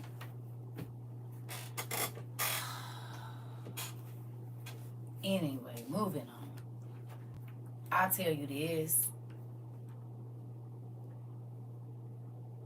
The devil was not worried about people that didn't want to study demons and didn't want to understand spiritual warfare. You can be a Christian all you want to if you don't know about spiritual warfare. He don't care. He don't care how much you talk about Jesus, because he know you're not ever going to defeat him. You're not ever going to be a challenge for him. You hear me? Oh, I know. This is the thing. It's a part of it. It's a part of it. It's it be out. Y'all used to see the dang, what's the names? We would get in class good. Y'all remember they knocked the pictures off the wall? They don't get to stay here. They pop in and pop out, I'm guessing.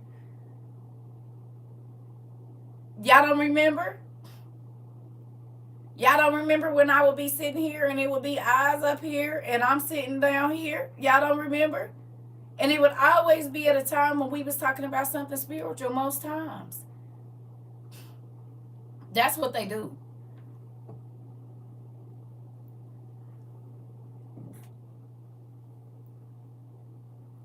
Yeah, but can't obey two spirits. You either gonna give into the Holy Spirit or you gonna give into fear. You can't do both. That part. That part. That part. Especially, I mean, because you got to think about it. If you think about most serial unalivers, what do they say? They get off on the fear in a person's eyes. Yes or no? Bullies, predators, they get off. Even the people in Hollywood, they get off on the fear.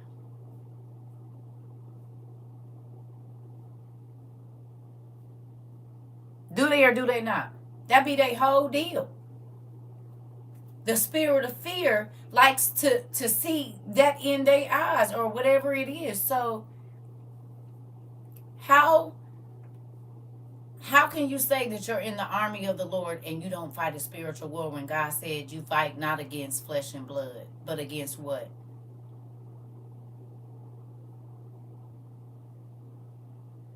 Yep, I know. My mom looked forward to. My mom used to look forward to. And I told you I had started putting that in my son, and I didn't want to do that. It's the way to reprimand them where they're not. You don't have to. I was a little overwhelmed earlier getting stuff together, but not fearful. Come on. Wickedness and principalities. Come on. Come on. Rulers and principalities. Come on. Come on. But we don't, it said you wrestle not against flesh and blood. And what was in Mari's car? And what used to try to throw the stuff off the windows and all of that throw the pictures off. It's not flesh and blood. That's how it can get in and out of spaces without being seen. You hear me?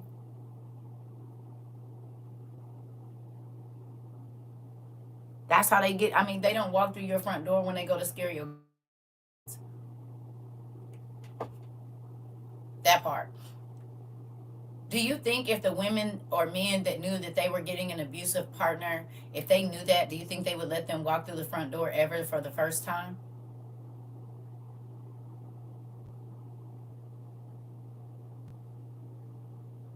Do you think if they knew that a person was sick and was getting ready to give them something that would change their life, do you think that they would even get into the position to whatever?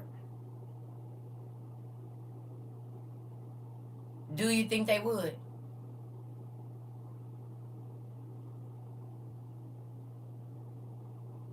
If a person knew that the person they was dating was going to hurt their child, do you think they ever would have let them through the front door?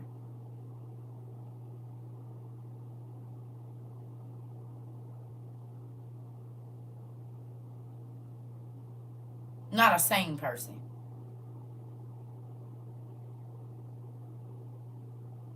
Okay.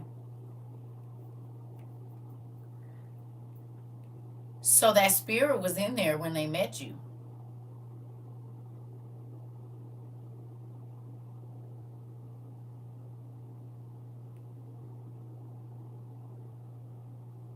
But you didn't see it until they got past a certain point, right or wrong.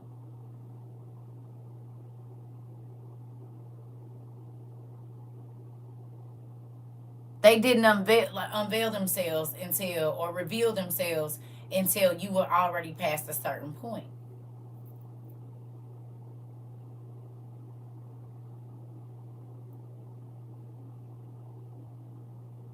It's the same thing with they need a body to inhabit, and then they show you who they truly are. You said right. It went from 0 to 1,000 real quick. That part, because the spirit just needed a host to get through the door. Have you ever been with a person and they flip on you, whatever their situation is, whether it be a parent, an addiction or whatever, do their eyes change and that's how you know it's about to be a problem?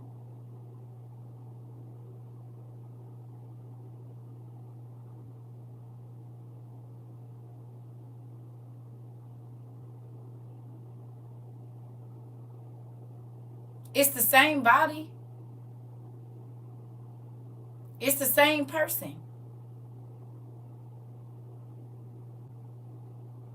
So why does it make the hair on your body stand up if it's just the person you know?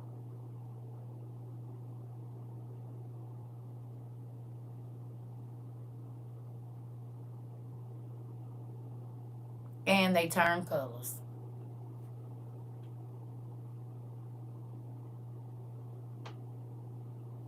Crazy part in my situation, couldn't look in his eyes because that thing was always looking out at you. Baby, I know I told you that ex of mine, girl. I used to be like, don't look at me like that. Don't. I said, your eyes be black.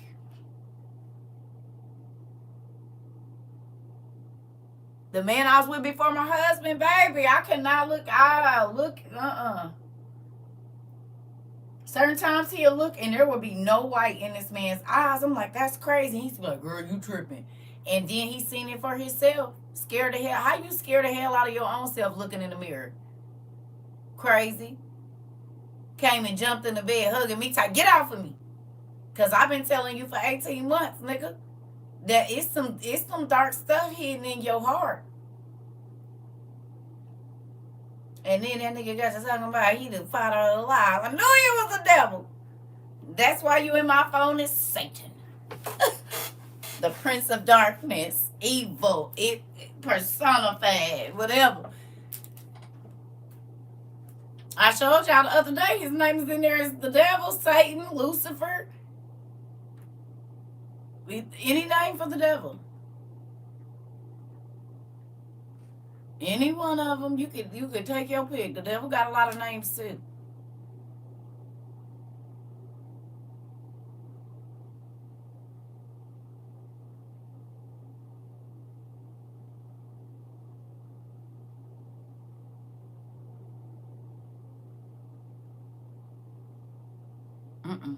Moving on.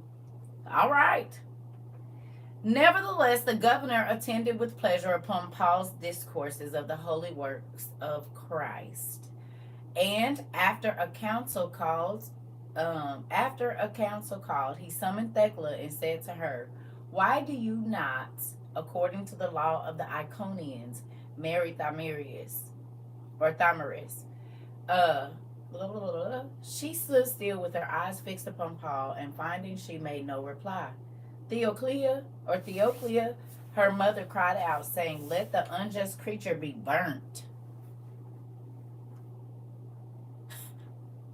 I think Theoclia and my mama is cousins. For sure we connected somewhere. Theoclia is it her mama? How many times have your parents told you to the woods? Listen, you said you want me dead, but you gave me life. Is you crazy? You don't want me to live? What is wrong with you?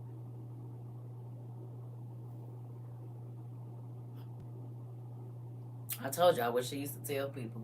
I used to pray to God to take her butt on up out of here. I said, well, damn. I'm 13. I mean, you want me to die? Like, for real. You ain't just talking. No, you really want me in the ground. Interesting. And now it's a joke. Well, it was never funny to me. Not then, not in the middle, and not now.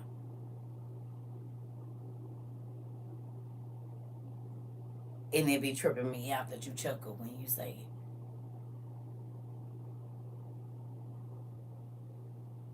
And tell other people in my face that this is what you wanted. Honey, I used to pray to God, I'll take her butt on up out of here, baby, because, woo.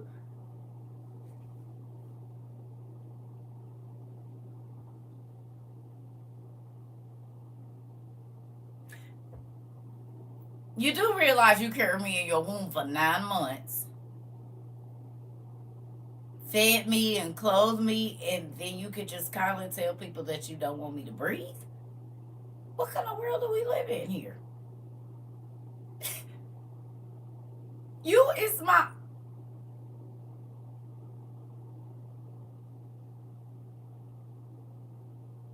And at 36, you're still telling this story?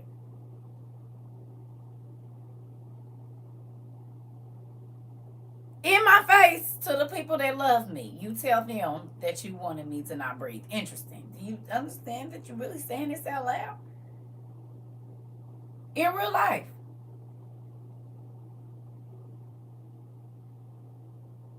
So this I identify with a parent that when you don't do what they want you to do, they wish death on you. They wish bad luck on you. They wish you gonna have a hard life and all of this. Now I tell my kids, listen, I love you. I ain't gonna wish nothing bad on you, but you're gonna have to, whatever your decisions are, you're gonna have to live with those. This is Thekla's mama saying, unalive her, burn her. What would you do if your mom did that to you? You're trying to live a life for Christ, and your mama got with the group of people and said, unalive her, unalive him. Your mama, because you're not doing and going along with the crowd. How would you feel?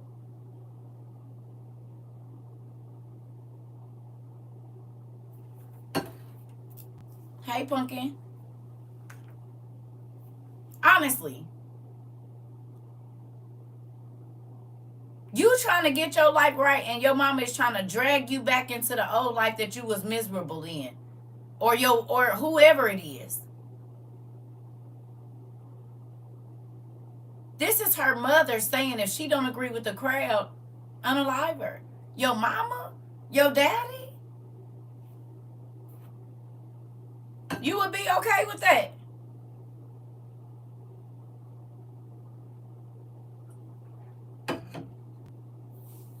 For real, this is what's happening. She done already been thrown in jail. Mama didn't come get her out. Mama knew she was in jail because she was probably with the crowd. Wouldn't be surprised if she said something slick to her. Like, see what doing against what I say get you, or something crazy like that.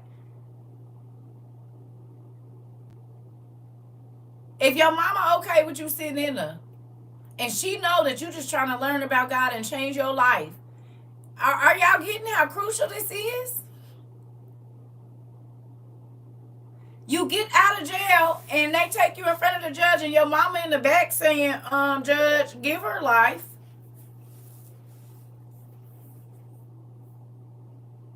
Give him life. And you literally trying to change your life. But because you're not doing what everybody else is used to you doing, they feel like you shouldn't live. I mean, are y'all getting that?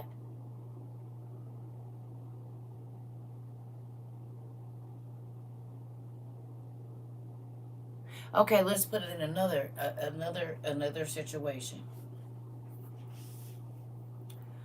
We coming up on a time where family members might be turning people in.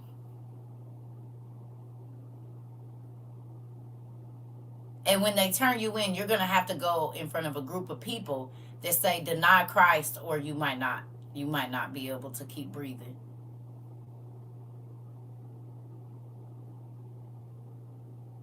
Why would the strangers turn you in? They don't know you.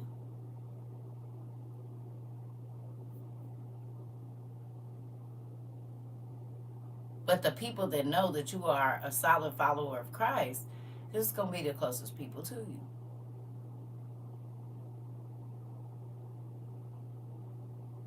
No?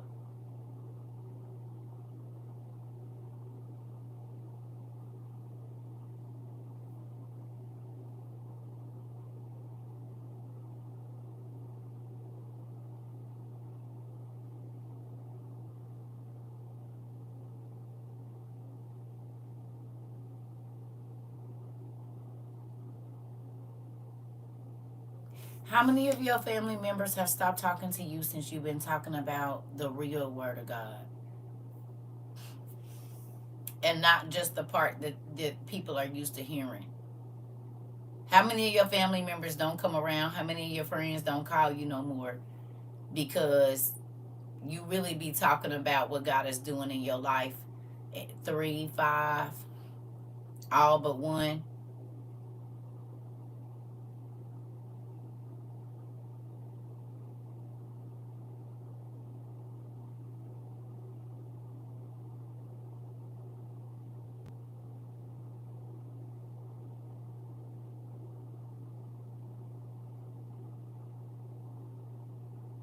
Too many to count.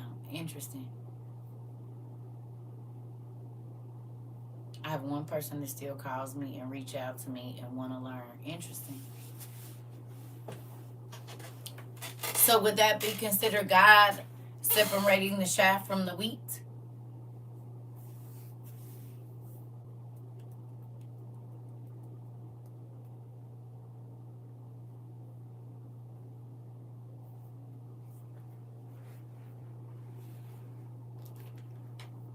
My whole family and friends, they all say I'm too radical and overboard with it. They haven't stopped talking to me, but they're still skeptical. Interesting. I have no friends. My family that I talk to, we don't even talk often, so basically it's just me and my kids. Okay.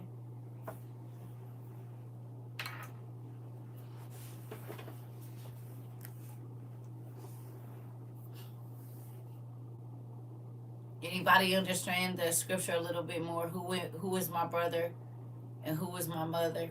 If they not following Christ, they not my family, basically.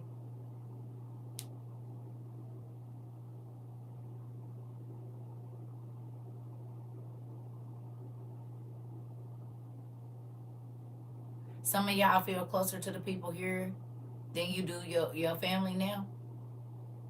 You talk more to the people here. You share more to the people here than you do with your blood family.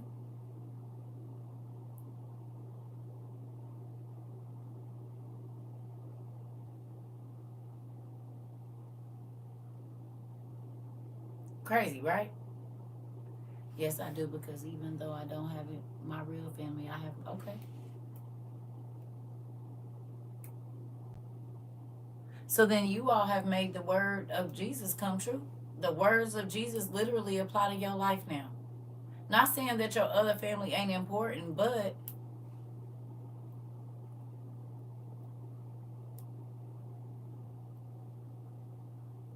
and you're supposed to kind of fit in your family, right? How many of y'all feel like y'all didn't fit in?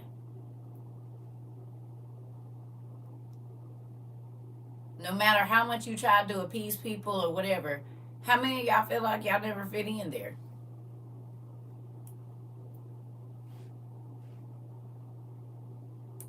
But you feel like you fit in here? In a place where everybody is strangers?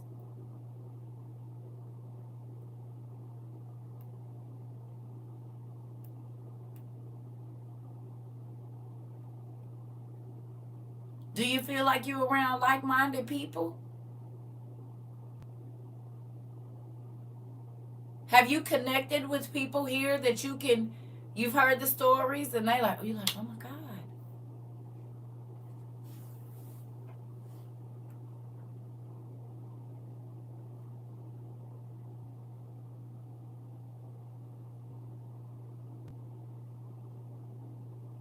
Most of the people that was following Christ, if their family wasn't going with them, the places they went, the people around them became their family. The people that was traveling in the groups with Jesus and being sent out and coming back, that's who became their family. Do y'all feel like we do that here? Because I do.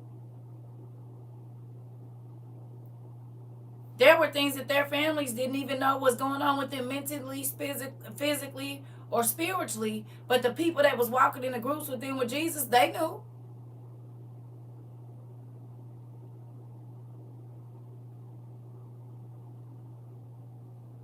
He said, y'all know things that my family don't even know anything about my real life. Okay. Isn't that interesting? how in real life, in modern day world, we came together exactly like a lot of the disciples and the followers of Christ did. None of us knew each other. We came from different provinces, different states, different countries. From the country of Cyrene and the country of this Samaria and all of this, and we got together in one place. And the thing that united us together was Christ. And we have been able to worship and pray and learn together. And some of us didn't even start out with the same language in the beginning. Some of you, English is a second language, or Spanish is a second language, or whatever, other language that you speak. And even our forefathers are not from the same places, but we are united under Christ.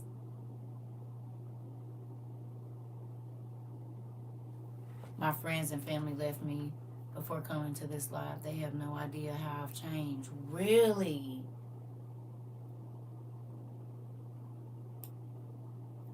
They don't even know you. They don't even know you. That's good. That's good.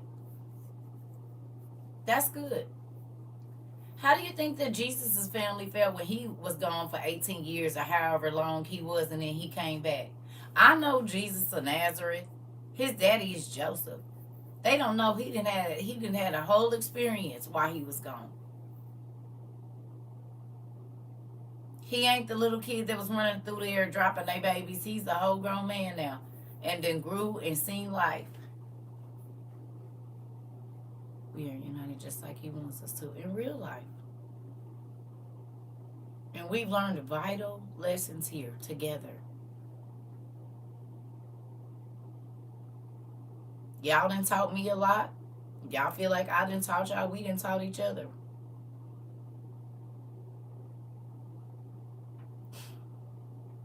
By our testimonies. Right?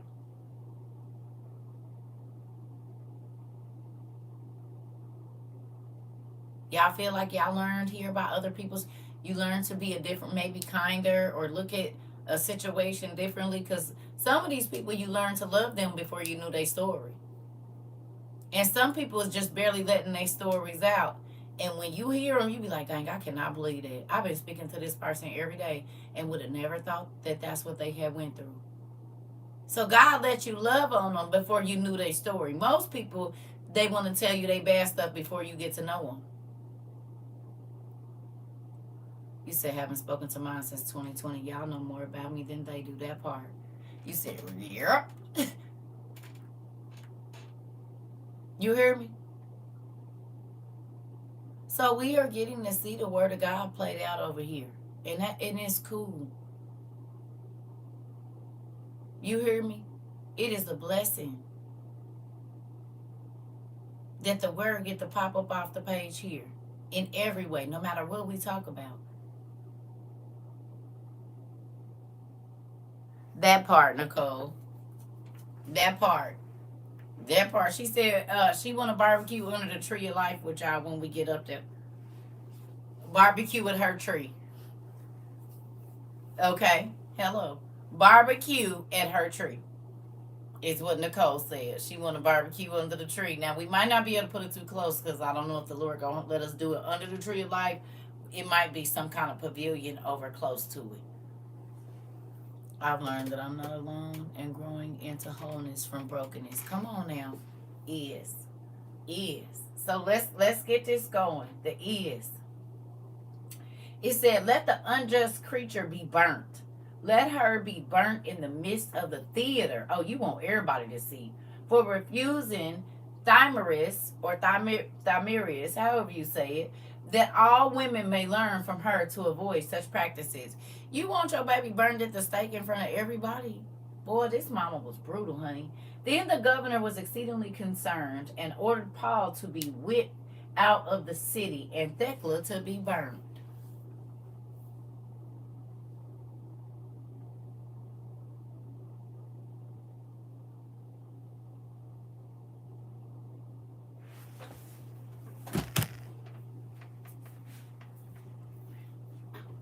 It do sound like Game of Thrones. For real? for teaching the Bible out the city? What if it was 20 miles to the next city?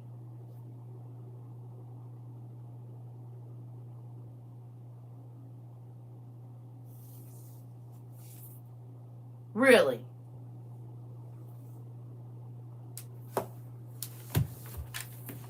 Thymerius sound like some, like somebody baby named Curly. Hilarious. You said, who?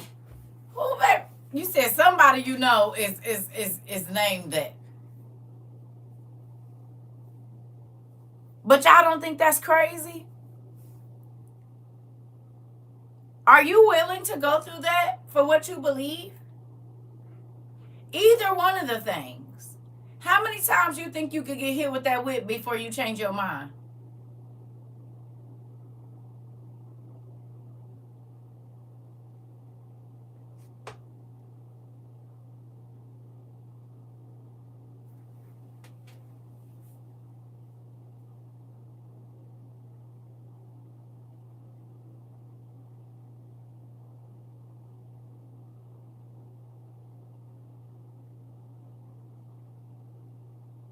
And don't try to snatch it or hold it or stop it. All because you was trying to tell somebody about God. How many times do you think you could get hit with that whip before you change your mind? On your bare skin.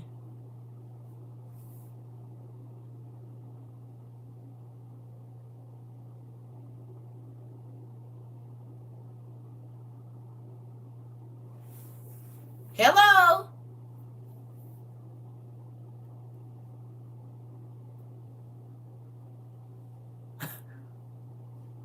You said that back caved in. I'm just trying to, I'm trying to.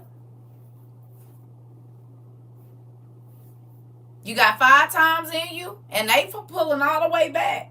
And if you don't know, that whip has stained my doors. The few times I used it, it stains on my doors and on the paint.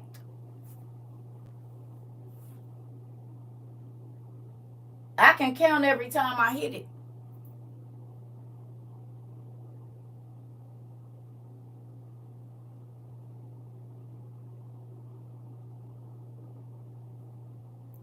You said you don't know, but you don't want to think about it. It might be something you need to think about. Can they just unlock me? Because I don't know if I could take it, and I'm not changing my mind.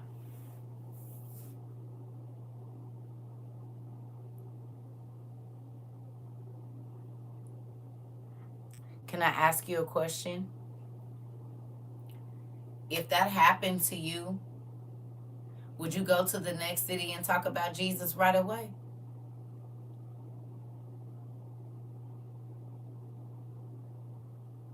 Once you got out of the city, if you ran into anybody else on the way, would you immediately say something with your back all the way opened up and bloody?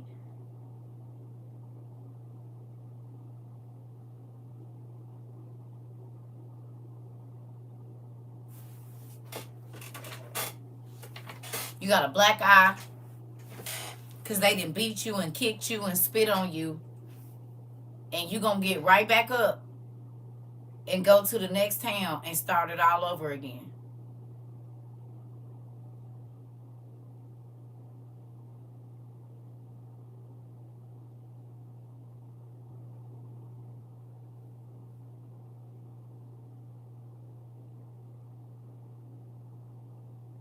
You said you wouldn't. You'll be hesitant about talking about Jesus the next time.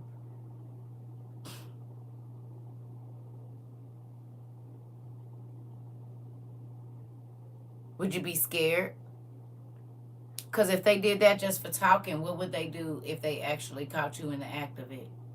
You said it would be very difficult. Can I just get there and scope things out first?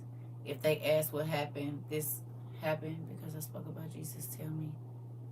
I mean, I might lay low for a while to gather some strength. Janelle said, wait a minute, I might have to lay low for a while, give me some salve for my back. You said I'm a fighter. I probably wouldn't make it to the next town. So then you don't get to bring anybody else to Christ. It ends there, huh? You said I'd have to heal. But what if God needed you to get up immediately and go to the next place? And with the whips on your back and the black eye and your rib cracked, you still had to go and start it all over, knowing that the next town don't believe in Jesus either.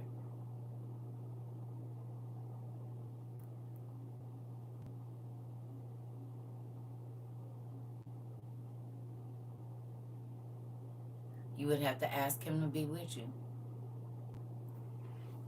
and to give you strength.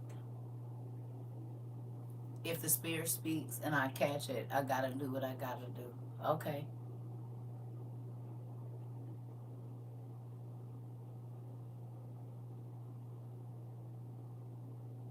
Even if you had to crawl.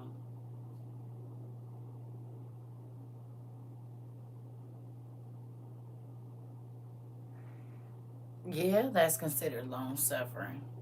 And if you have said out of your mouth, for Christ I live and for Christ I die, that's everything in between.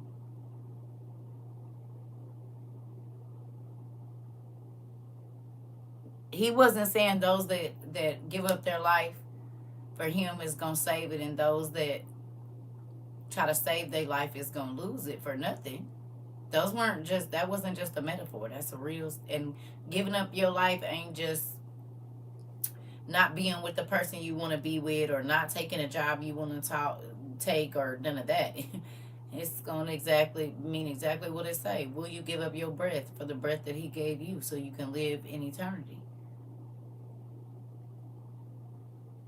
You know, it's easy for us to be like, oh, I gave up my right, Mari. I gave up this and that, but will you give up your breath for real? Could you be looking at your children or your spouse or your mama or whoever, or your child, whoever, and say, baby, I love you, and I'm not going to be able to worry about what happens to you after I leave. I hope you make the right decisions, but I can't. I'm not going to be able to deny this.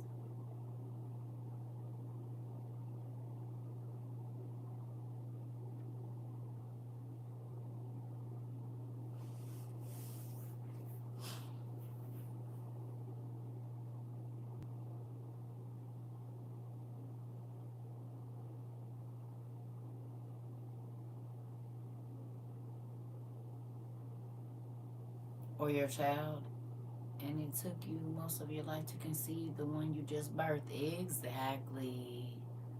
Exactly. That part, Mari.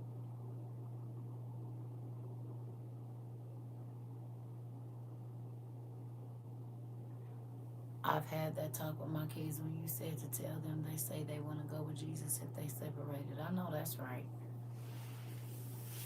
But do y'all understand how serious these people, like the disciples, it wasn't this, oh, you arguing with people online about Jesus Christ. They was put in situations where they was supposed to lose their life for what they believed in.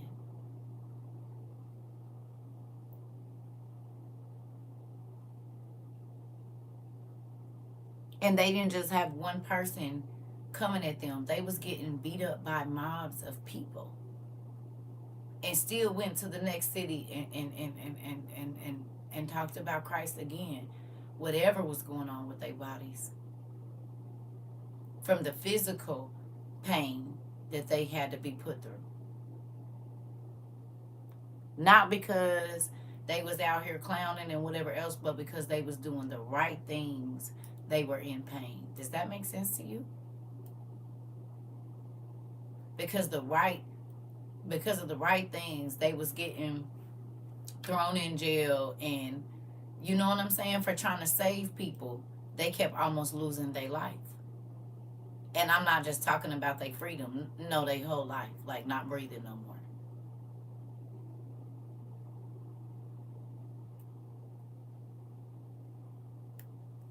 Okay.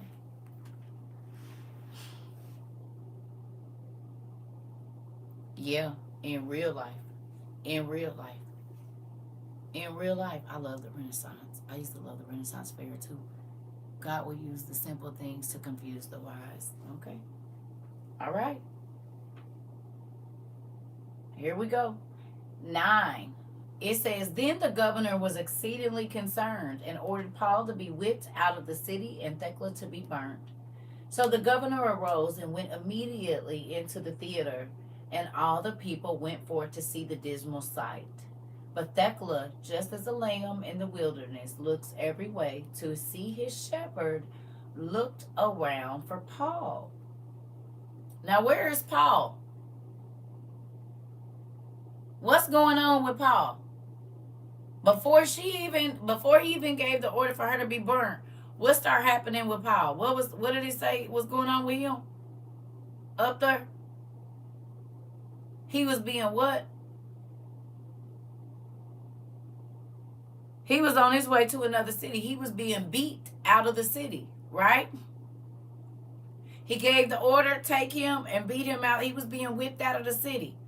Now she is on the platform like in the Salem witch days. They got the hay around her. She probably tied to the stick, right? And everybody is in the crowd. She looking around for Paul because she don't realize that he being whipped out the city. They done took him another way, out another exit. Okay? Right. It says, and as she was looking upon the multitude, she saw the Lord Jesus in the likeness of Paul. And she said to herself, Paul is come to see me in my distressed circumstances. And she fixed her eyes upon him, but he instantly ascended up to heaven while she looked at him.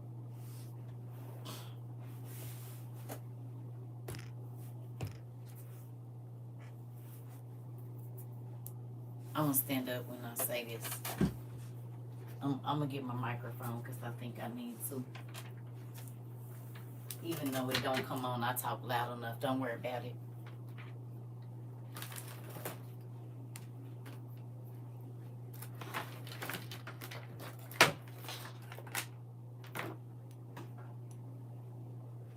Praise the Lord, saints. Praise the Lord. I just want to say this. I need you to take that last situation, the two scriptures. But Thecla, just as a lamb in the wilderness looks every way to see his shepherd, looked around for Paul. And as she was looking upon the multitude, she saw the Lord Jesus in the likeness of Paul. And this is to the people that is in Florida and these places.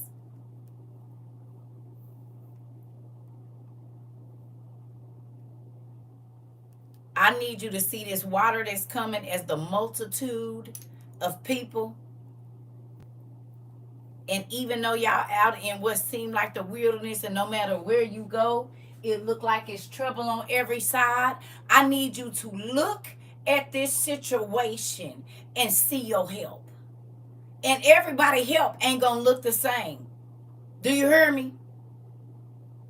But she focused on God.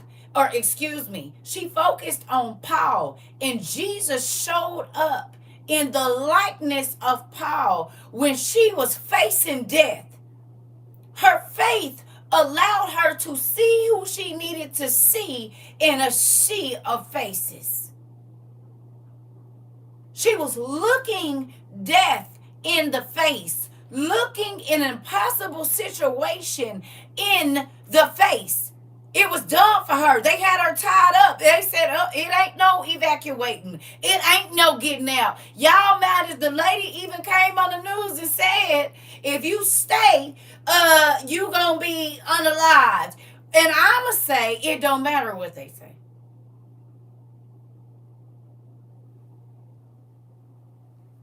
Because if Jesus can show up looking like Paul, when Paul is being beat out the city, in order for her to have faith, baby, he can show up looking like an emergency crew.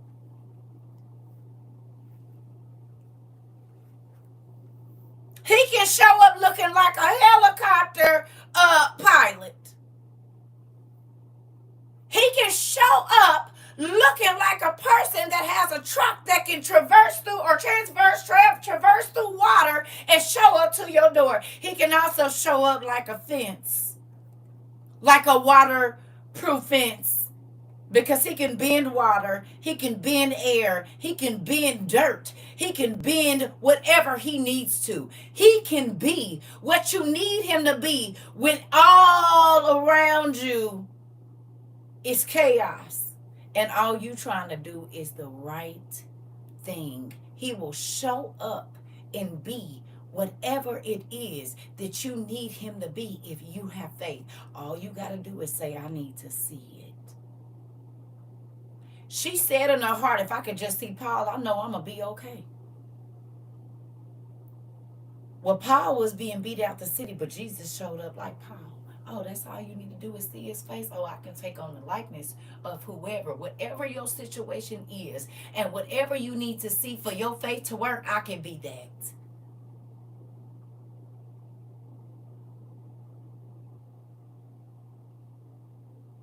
We sing the song, Jesus Be a Fence, but right now there's some people that need God to be a barrier. And just like Thecla, when she needed to see what would give her faith, when she was facing a situation that she felt like she couldn't get out of, the same way he showed up for her, he gonna show up for y'all. Do you hear me? She was in a dire situation. Even her own mother had left her like, do whatever. I don't care, whatever is going to go on. But God showed up. And he was who she needed to see to keep her faith going. God can let the storm bend just when it gets to your house. He can let something be down the road that funnels the water away from your house. But who do you need him to be and what do you need him to be to you this evening?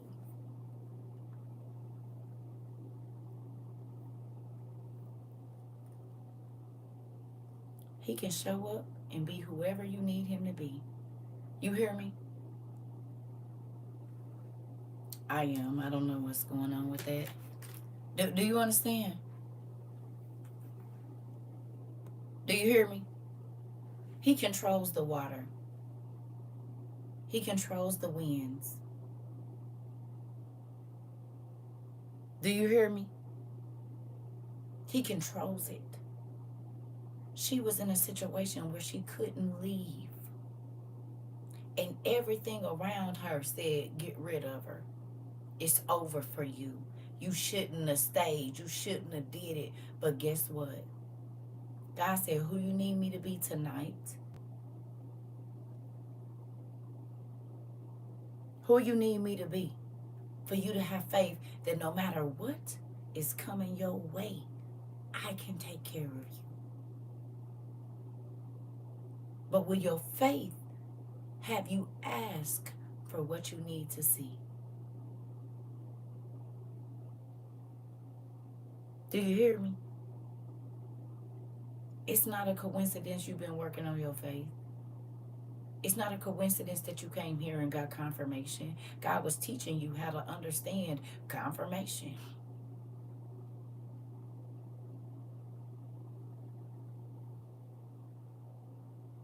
God can be whoever you need him to be. He can be the barrier. He can be the life jacket. He can be the pilot, the person that is manning the boat. He can be whatever you need to be, him to be, for you to have faith in him. Just remember that. If you're looking around at a sea of faces and all you need to see is one person that you can trust. Paul wasn't nowhere around, but Jesus showed up as Paul so that she could believe. And then as soon as she got a glimpse of his face, he ascended. Because all she needed to do was see it.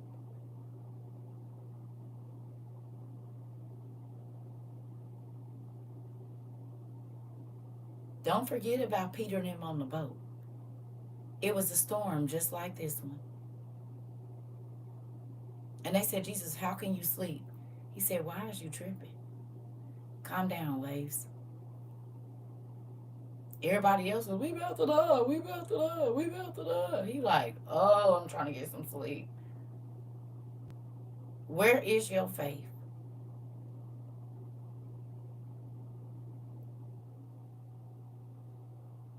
It's a real thing.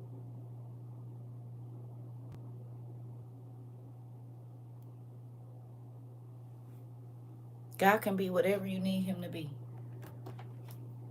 Whoever, whenever, however, he could do it. Ain't nothing too big for him to do. Not even move water. If he parted the Red Sea so that they could get away from the enemy, but they had to get to the cusp of it to believe it. They had to be in a situation where it wasn't nowhere to go this way, and it, thank you, Jesus.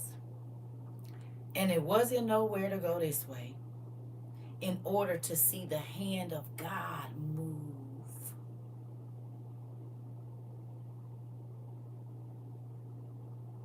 There was no evacuating because the Egyptians was behind them. They couldn't go back on that road. They couldn't go forward because it was a sea of water in front of them. God said, I make roads wherever I want to make roads, even in the ocean. I can divert the water wherever I want to away from my babies. But they had to believe that God had a way out for them as well.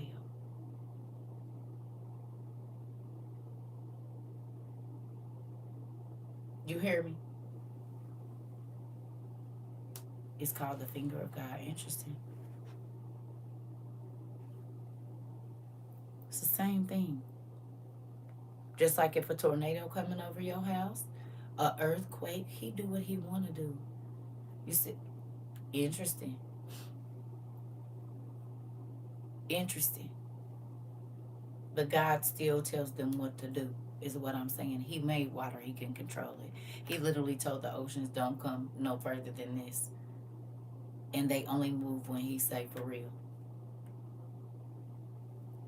If he say go further than the shores, they do. If he don't tell them to, they don't.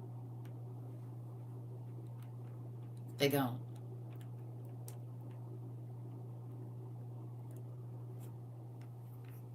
Here we go. It says, then the young men and women brought wood and straw for the burning of Thecla, who being brought naked to the stake, extorted tears from the governor with surprise beholding the greatness of her beauty. So he started crying when he seen her. He said, gosh, dog, she pretty. I can't believe they about to do this to that girl. And when they had placed the wood in order, the people commanded her to go upon it, which she did, first making the sign of the cross. Then the people set fire to the pile.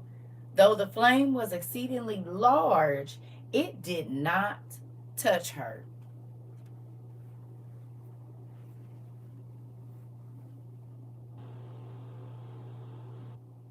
What?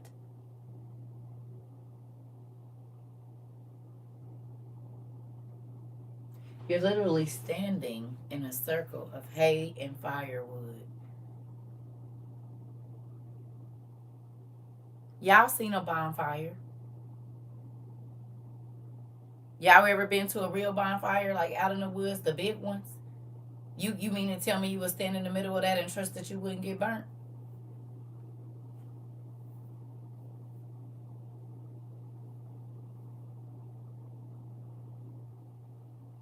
Go start your grill and stand in the middle of that and tell me if you ain't gonna get burnt. You can get burnt just lifting the lid up, right or wrong.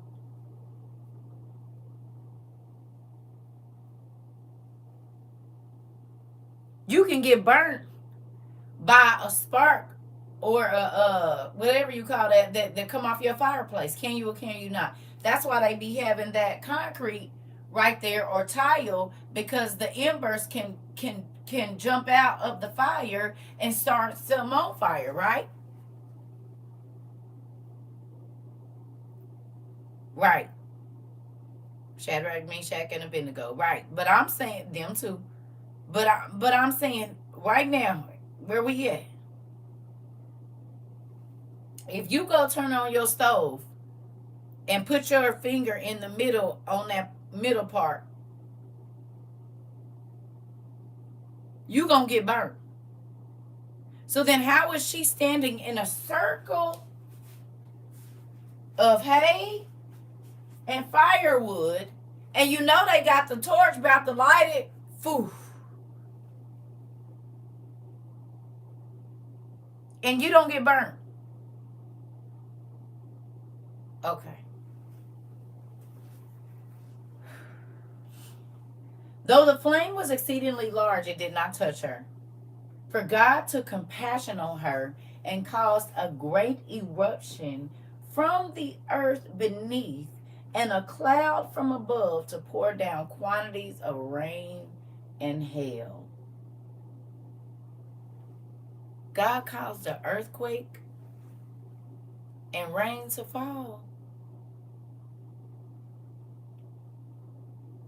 You mean to tell me that God will open up the ground a little bit away from you so all the water will funnel into that part and not into your home?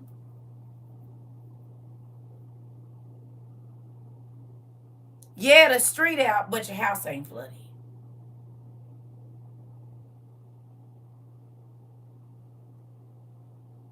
Could some of those crevices that opened up in those other states been to actually save some people? Because I saw some videos where the whole whatever is gone, but their house was all right. So the street gone, but my house ain't. The road is gone. The store is gone. But God let a crevice open up, in a channel open up right in front of my space so the water could be funneled away. Y'all think that just happened on its own? Would it have been worse if the channels didn't open up?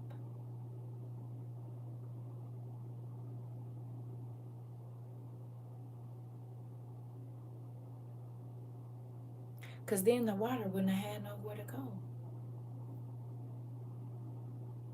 When the channel open up, the water flowing over, it got to go down and then back up. It got to go through this whole process. So that then maybe around the bend, let the ground break right there. Because if it shoot this way, it's going to do this. We don't understand why God allows things to happen.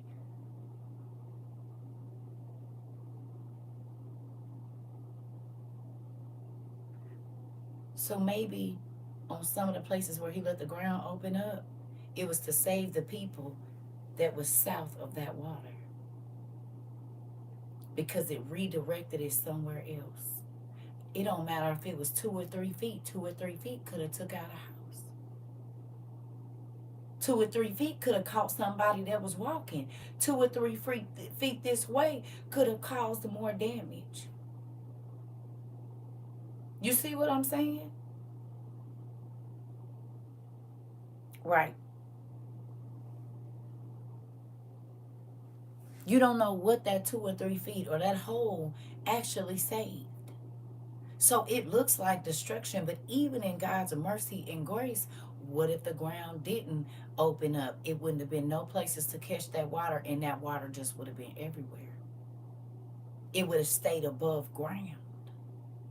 So even the crevices is a blessing when the ground opened up, because the water couldn't take over everything. You understand? It's like the dams broke, but God made his own.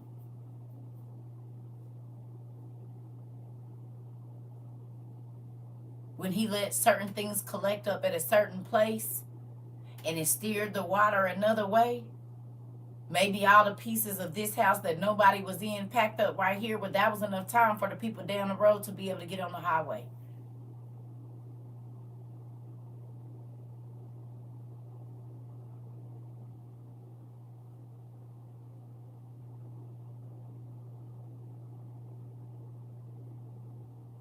You hear what I'm saying? Even in the chaos, he will create another way. And if he don't create another way, he already got a plan. But your ears have to be open to what he's saying, and you have to listen and do exactly what he tells you to do. Not in the time that you want to do it, in the time that he says. Because some things are time sensitive. If he telling you something won't leave you alone, and he keep telling you to do something, okay, God, show me that this is you. And if it's you, I'm gonna do that. Because you don't know what's coming in a minute. And this don't even gotta be just with the flood. This could be with any situation, because it could be tornado, it could be earthquake, it could be anything. God, let your will be done and cover us in this, calm the winds in this storm. I'm trying to tell you, he already got it. He know what he doing. He already know. You hear me? He do. Like I told y'all, right before my baby got sick, or when she got diagnosed, my mama had told me to come back to the West Coast. You just need to come back. You just need to come back. We in the medical field. And God says, stay right where you at. Well, if I would have went back with my mom, I probably would have been in a better situation. But guess what?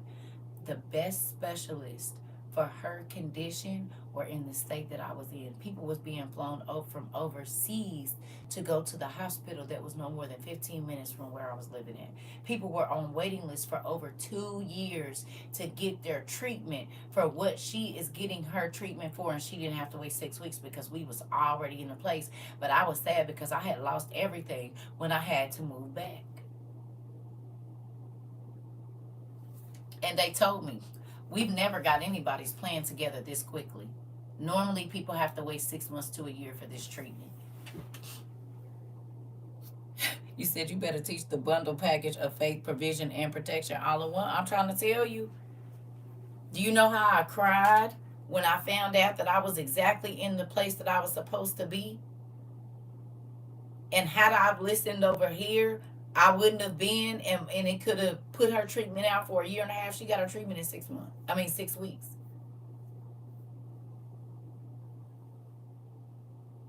Because I didn't know when I was moving that situation was about to arise, but God did. And then he put us in the very place where the specialists for that condition are world renowned. Make it make sense. No different from the night that my hand got cut up and the tendon and ligament specialists were having a conference in the city that I was in at 3 years old or 2 years old, whatever. 2 or 3. This one was 2, one was 3. Don't expect. This was 2. It was 2 because this was 3. Moving on. Tendon and ligament doctors conference. The night that I have this, the fact that I'm able to move my hand, that they was the best people to put tendons and ligaments and muscles back together, was in the city the night that my hand got cut open into 5 pieces as a child. Y'all think that's a coincidence? Huh? And my hand was cut into 5 pieces at 2 years old. Y'all think that they just so happened, like God didn't know that was going to happen?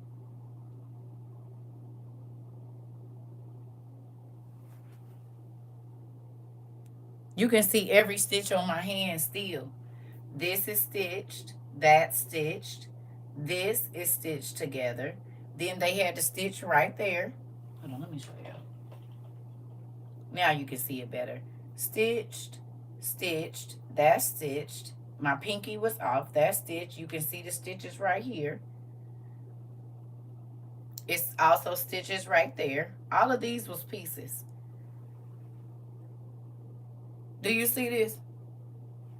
These was all pieces. That's all stitches.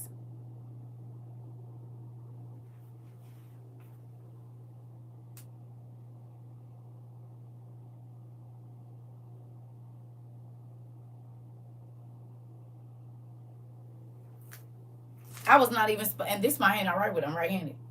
So I was not even supposed to be able to write with this hand. This is also the hand I lay hands with.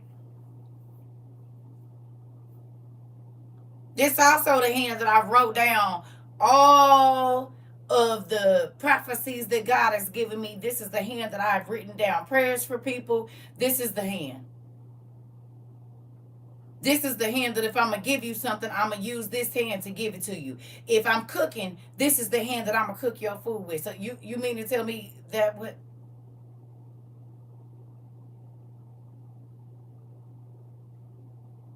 42 years ago,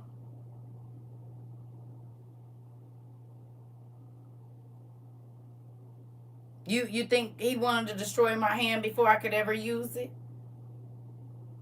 Because he knew that God put the gift of healing in my hands. So he felt like he had destroyed my hands. Got bit by a spider, almost lost my eye because I was going to have to read all the time. You hear me?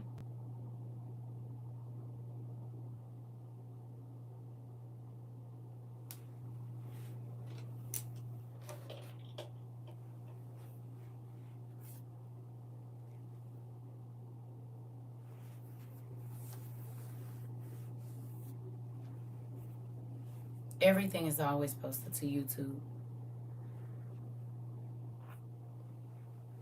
Nothing is for nothing. And you got to have the trouble so that you can tell the testimony about the miracle that he did. And it don't matter if you're facing water, eviction, job loss, whatever it is. You hear me? He already knew it was coming. This didn't catch him by surprise. Trust him and step aside, as old girls say. Can you do that? Huh? Can you?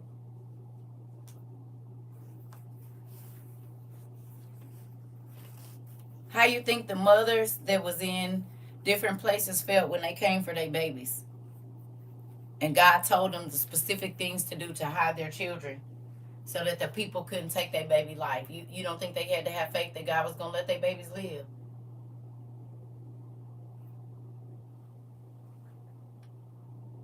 You said, and can, in my ratchet voice. Okay, and can. And can. I'll be right back. Listen, I'm trying to tell you, we need some miracles to write down. Thank you.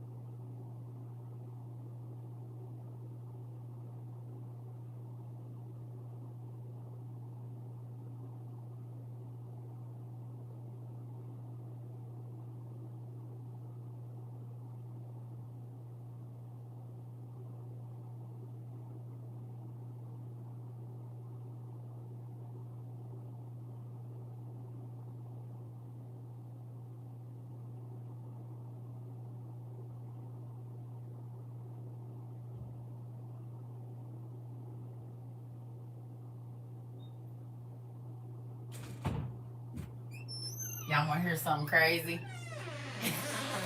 Y'all want to hear something crazy? Now this is totally random. Who want to hear something crazy? I feel like putting on my leather jacket and playing Janet Jackson Control and dancing around my room. I might do that this evening. Because that's going to make my heart glad. Because that's what this hair make me feel like.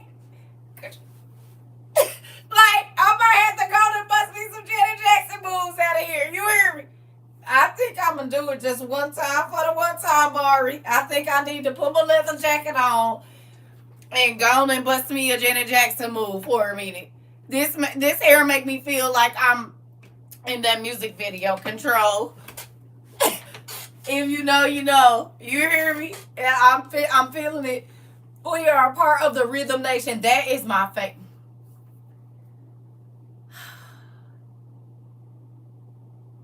Mari, that is my all-time. Like, from a kid, that was like one of the first albums my dad bought me, and I played that tape out. Rhythm Nation. It's one of my favorite albums from her. Oh my goodness. I'm listening to that tonight. Is.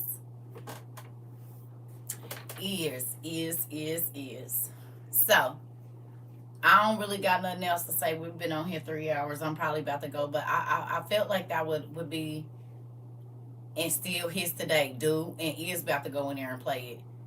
Because I need to go and vacuum and stuff. I probably won't vacuum, but I just need to get my mind together. I'm gonna probably color. But yeah, hopefully,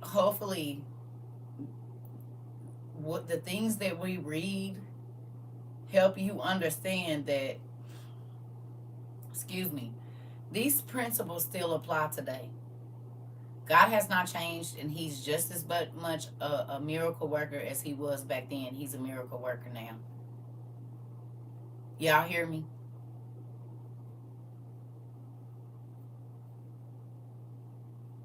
He's still working the same miracles. But you have to be open to listen and be ready to move in order to get the miracle. It's just like the lady with the oil. If she would have never got up and went and got the containers, and she said, well, you already said you're gonna bless me, I'm just gonna have what I'm gonna have here, she would have never been able to get the full blessing. But she had to be in a situation. Remember, they was coming to take her babies because her husband died and she owed a debt, and they was about to take her sons. Well, she wasn't gonna have nobody to help her. But in the midst of her trouble, God answered her prayer, and he did a miracle, and he can still do that today. You're welcome, Jamila. You hear me? He's still in the same business. He ain't changed. Men change. People change. But God is still the same as he was before we even got here. And he can still do miracles just as big. Ain't nothing changed. But do you believe it? Get your mustard seeds out. Put one on the dough. Tape a mustard seed to the dough in the window if you have to. So every time you walk past it, you can believe that he can guard that door. He can guard whatever your things, your life, honey. Tape a mustard seed to everybody if you have to. Just so sometimes we need to see it physically. Put a mustard seed up somewhere. Thanks, because I've been asking him how to handle this house because I can't wrap up everything. This is the thing. You get the most important things. Everything else can be replaced. Make sure you got your emergency stuff together. Get your pictures up and all that kind of stuff. God can give you all new. Maybe it's the memories you made on that old stuff he wants you to get rid of.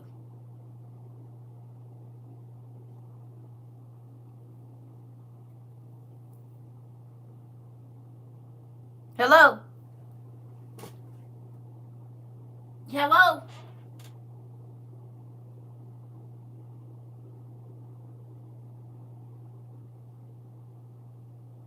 Maybe it's some memories he don't want you to have. Maybe it's new ones.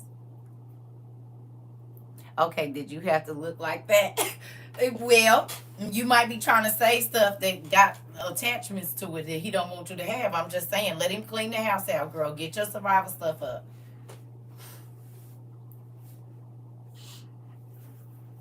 Speaking from experience.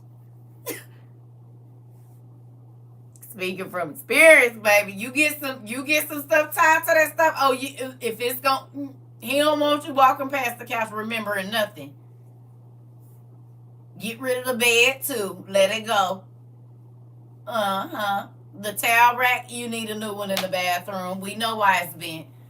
And protect your Bibli and your OTP. Oh, your Bible. Yeah.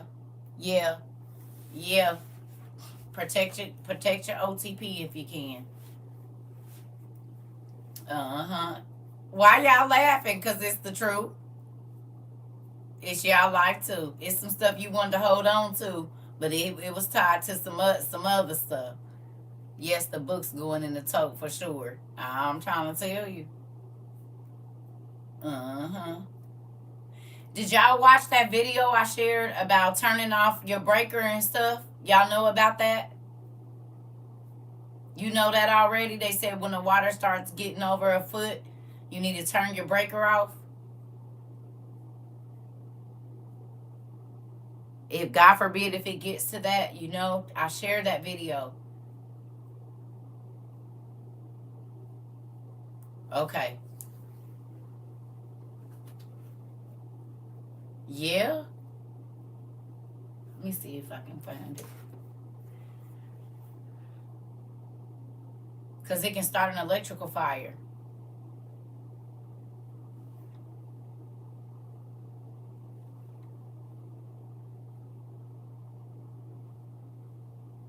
I shared it. Let me see if they gonna let me.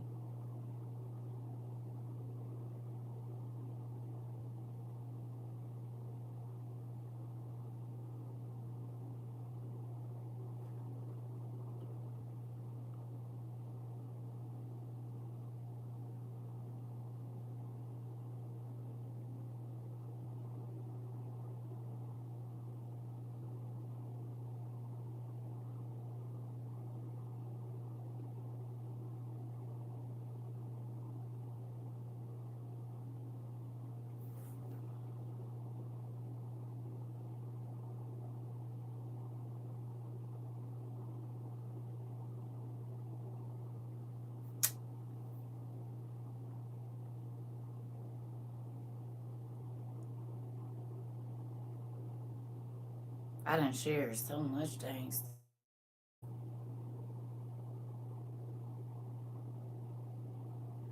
Ooh, Dad, please let me remember this man face.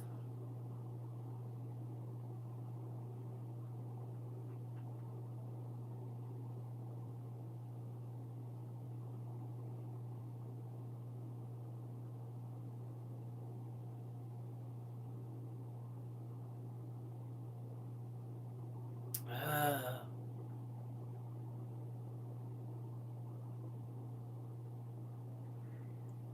you can look it up online because I think they've been taking, like, oh, wait a minute. I think this is it. You need to know where your attic access is at. Make sure if there's a ladder that comes down, it's already down, ready to go. In the event water starts entering your house, there may be a chance that you have to get through your attic. So while you're up there, have a chainsaw ready to go or an axe so you can cut a hole into your roof. Always make sure you know where your electrical panel is. The moment water starts entering your house, by the time that happens, there's a chance you may still have power. Turn it off. Turn every single breaker off if you have a main breaker switch. Unlike me, for some reason, I don't know why. Make sure that is pulled out as well so you have no power running into your house. The last thing you want to do is be electrocuted or a house fire to break out. If you have pets, they go wherever you go. That means if you go out, you go. In the event water starts entering your house, there may be a chance that you have to get through your attic. So while you're up there, have a chainsaw ready to go or an axe so you can cut a hole into your roof. Always make sure you know where your electrical panel is. The moment water starts entering your house, by the time that happens, there's a chance you may still have power. Turn it off. Turn every single breaker off if you have a main breaker switch. Unlike me, for some reason, I don't know why. Make sure that is pulled out as well so you have no power running into your house. The last thing you want to do is be electric. Okay. Some of y'all might not have known that, but that's what you're supposed to do.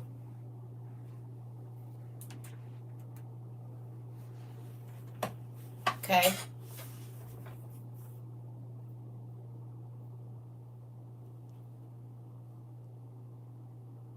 Yeah.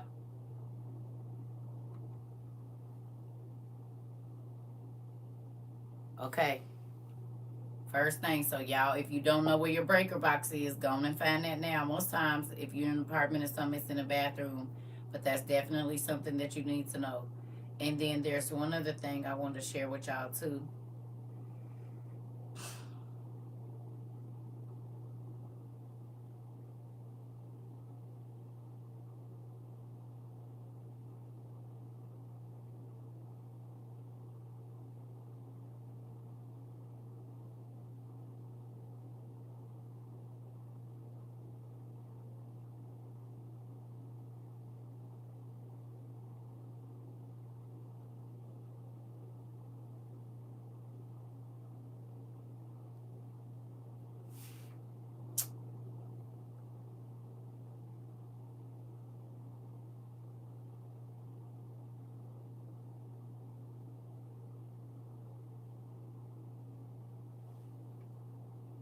the people in Florida whose cars won't start. This lady wrote to me and said it's happened before and that even her oven wouldn't work after a storm. And I've seen people saying that they can't even get their paychecks. Additionally, this is the GPS jamming map. Not surprisingly, you can see GPS jamming where there's wars happening. But why was this part of the US having GPS jamming? Tried to overlay a map. It was kind of tricky, but there's the area. If this means something to anybody, let me know. And there's the dates that the GPS jamming was happening, which has been during Hurricane Helene.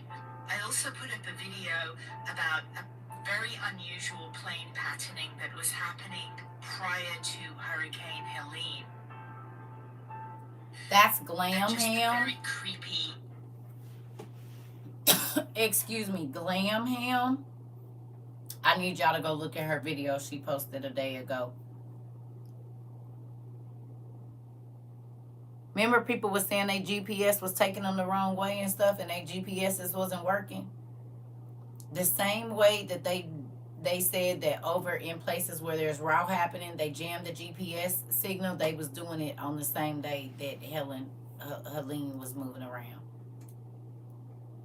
It's on TikTok. Yep, her name is Glam Ham. She might have an Instagram. I don't know. And the plane they are usually using for monitoring and finding out the strength of the hurricanes. Is that your video playing? Huh? What you mean? Yeah, I think so. It's Glam Ham. That's her name on there.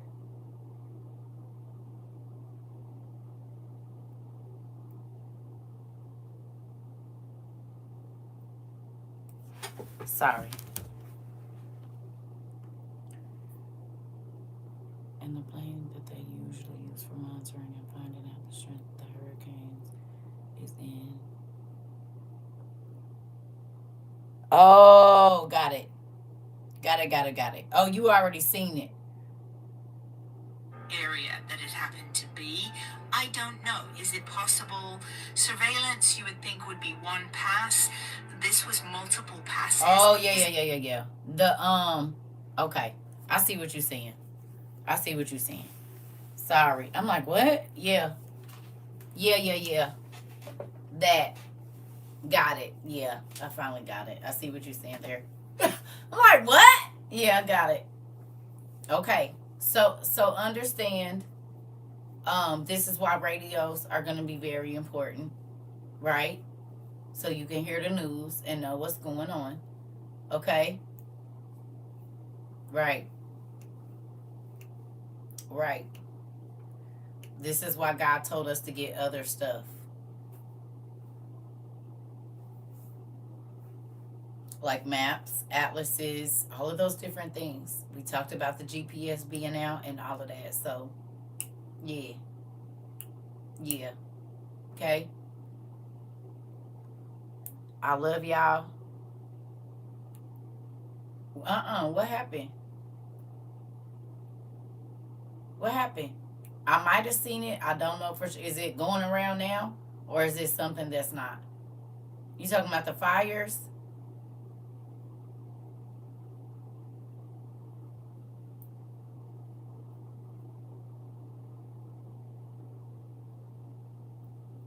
Good job.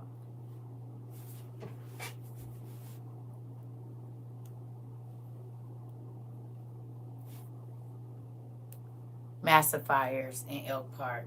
It's the biggest they've ever had. Yeah, I seen that.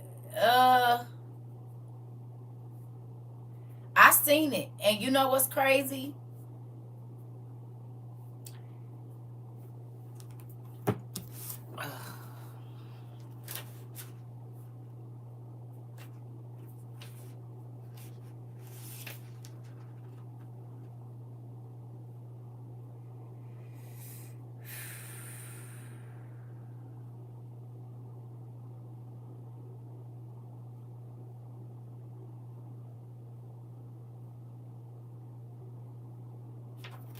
It was either in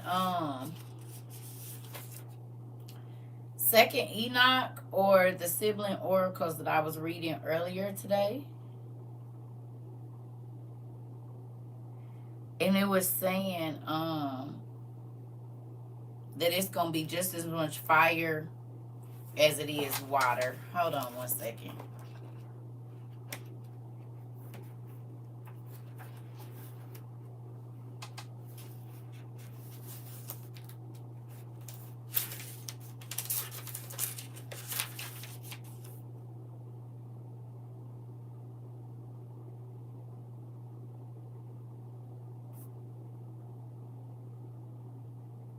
Can I read something to y'all real quick?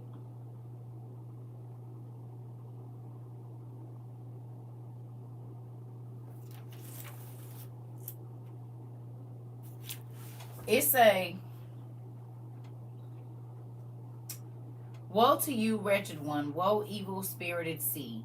You will all be devoured by fire, and you will destroy people with brine. For there will be as much fire raging on earth as water, and it will flow and destroy the whole earth.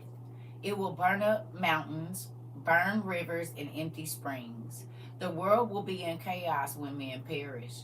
Then wretched men burning badly will look on heaven, void of the stars, but overcome by fire. They will not be destroyed quickly, but being burned in spirit by their perishing flesh for the years of ages. Forever they will know by dire tortures that it is not possible to deceive the law of God. The earth under constraint has perceived that whichever of the gods she dared to accept in falsehood on her altars was smoke, misty through the sky. But they will endure extreme toil who for gain will prophesy these things, augmenting an evil time, who putting on the shaggy hides of sheep will falsely claim to be Hebrews, which is not their race, but speaking with words making profit by woes. They will not exchange their life and will not persuade the righteous and those who perpetuate God through the heart most faithfully."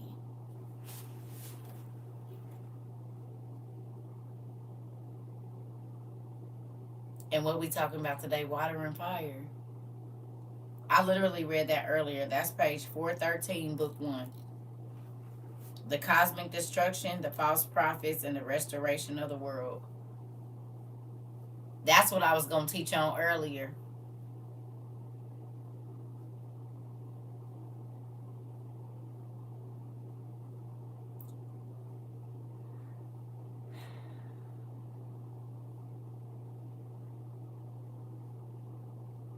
And then we went to Enoch, yeah. The cosmic destruction. You don't think that's crazy, Mari? That you came here talking about that's I was talking because it's fires raging and it's water everywhere. It said just as much fire as it is water. I said, ooh, okay. This what you want me to talk about, Dad? It wasn't for the morning class. It was for the night class. It's 1 o'clock in the morning. It's 1 o'clock in the morning. I'm about to let y'all go. 2 o'clock, where some of y'all at. This is why my schedule been on. Again, up in the middle of the night. Ain't that crazy?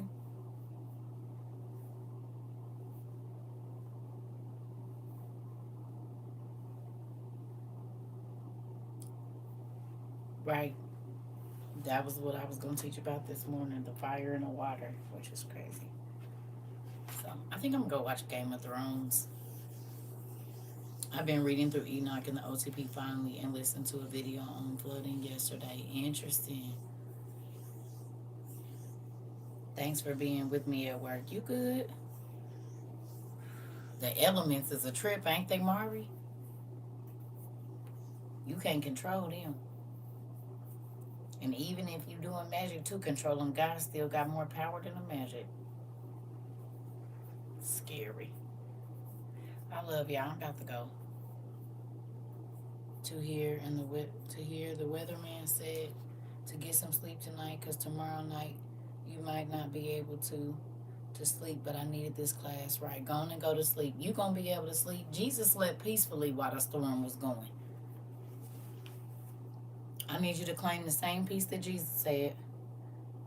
That's why we mentioned that today, and I didn't even know that. But remember, I just said Jesus was asleep on the boat while the storm was raging, and they was probably in something like a hurricane. And Jesus was knocked out asleep. Everybody else stressed out. You gonna sleep peacefully tomorrow too. Thank you, Dad. We claiming that today.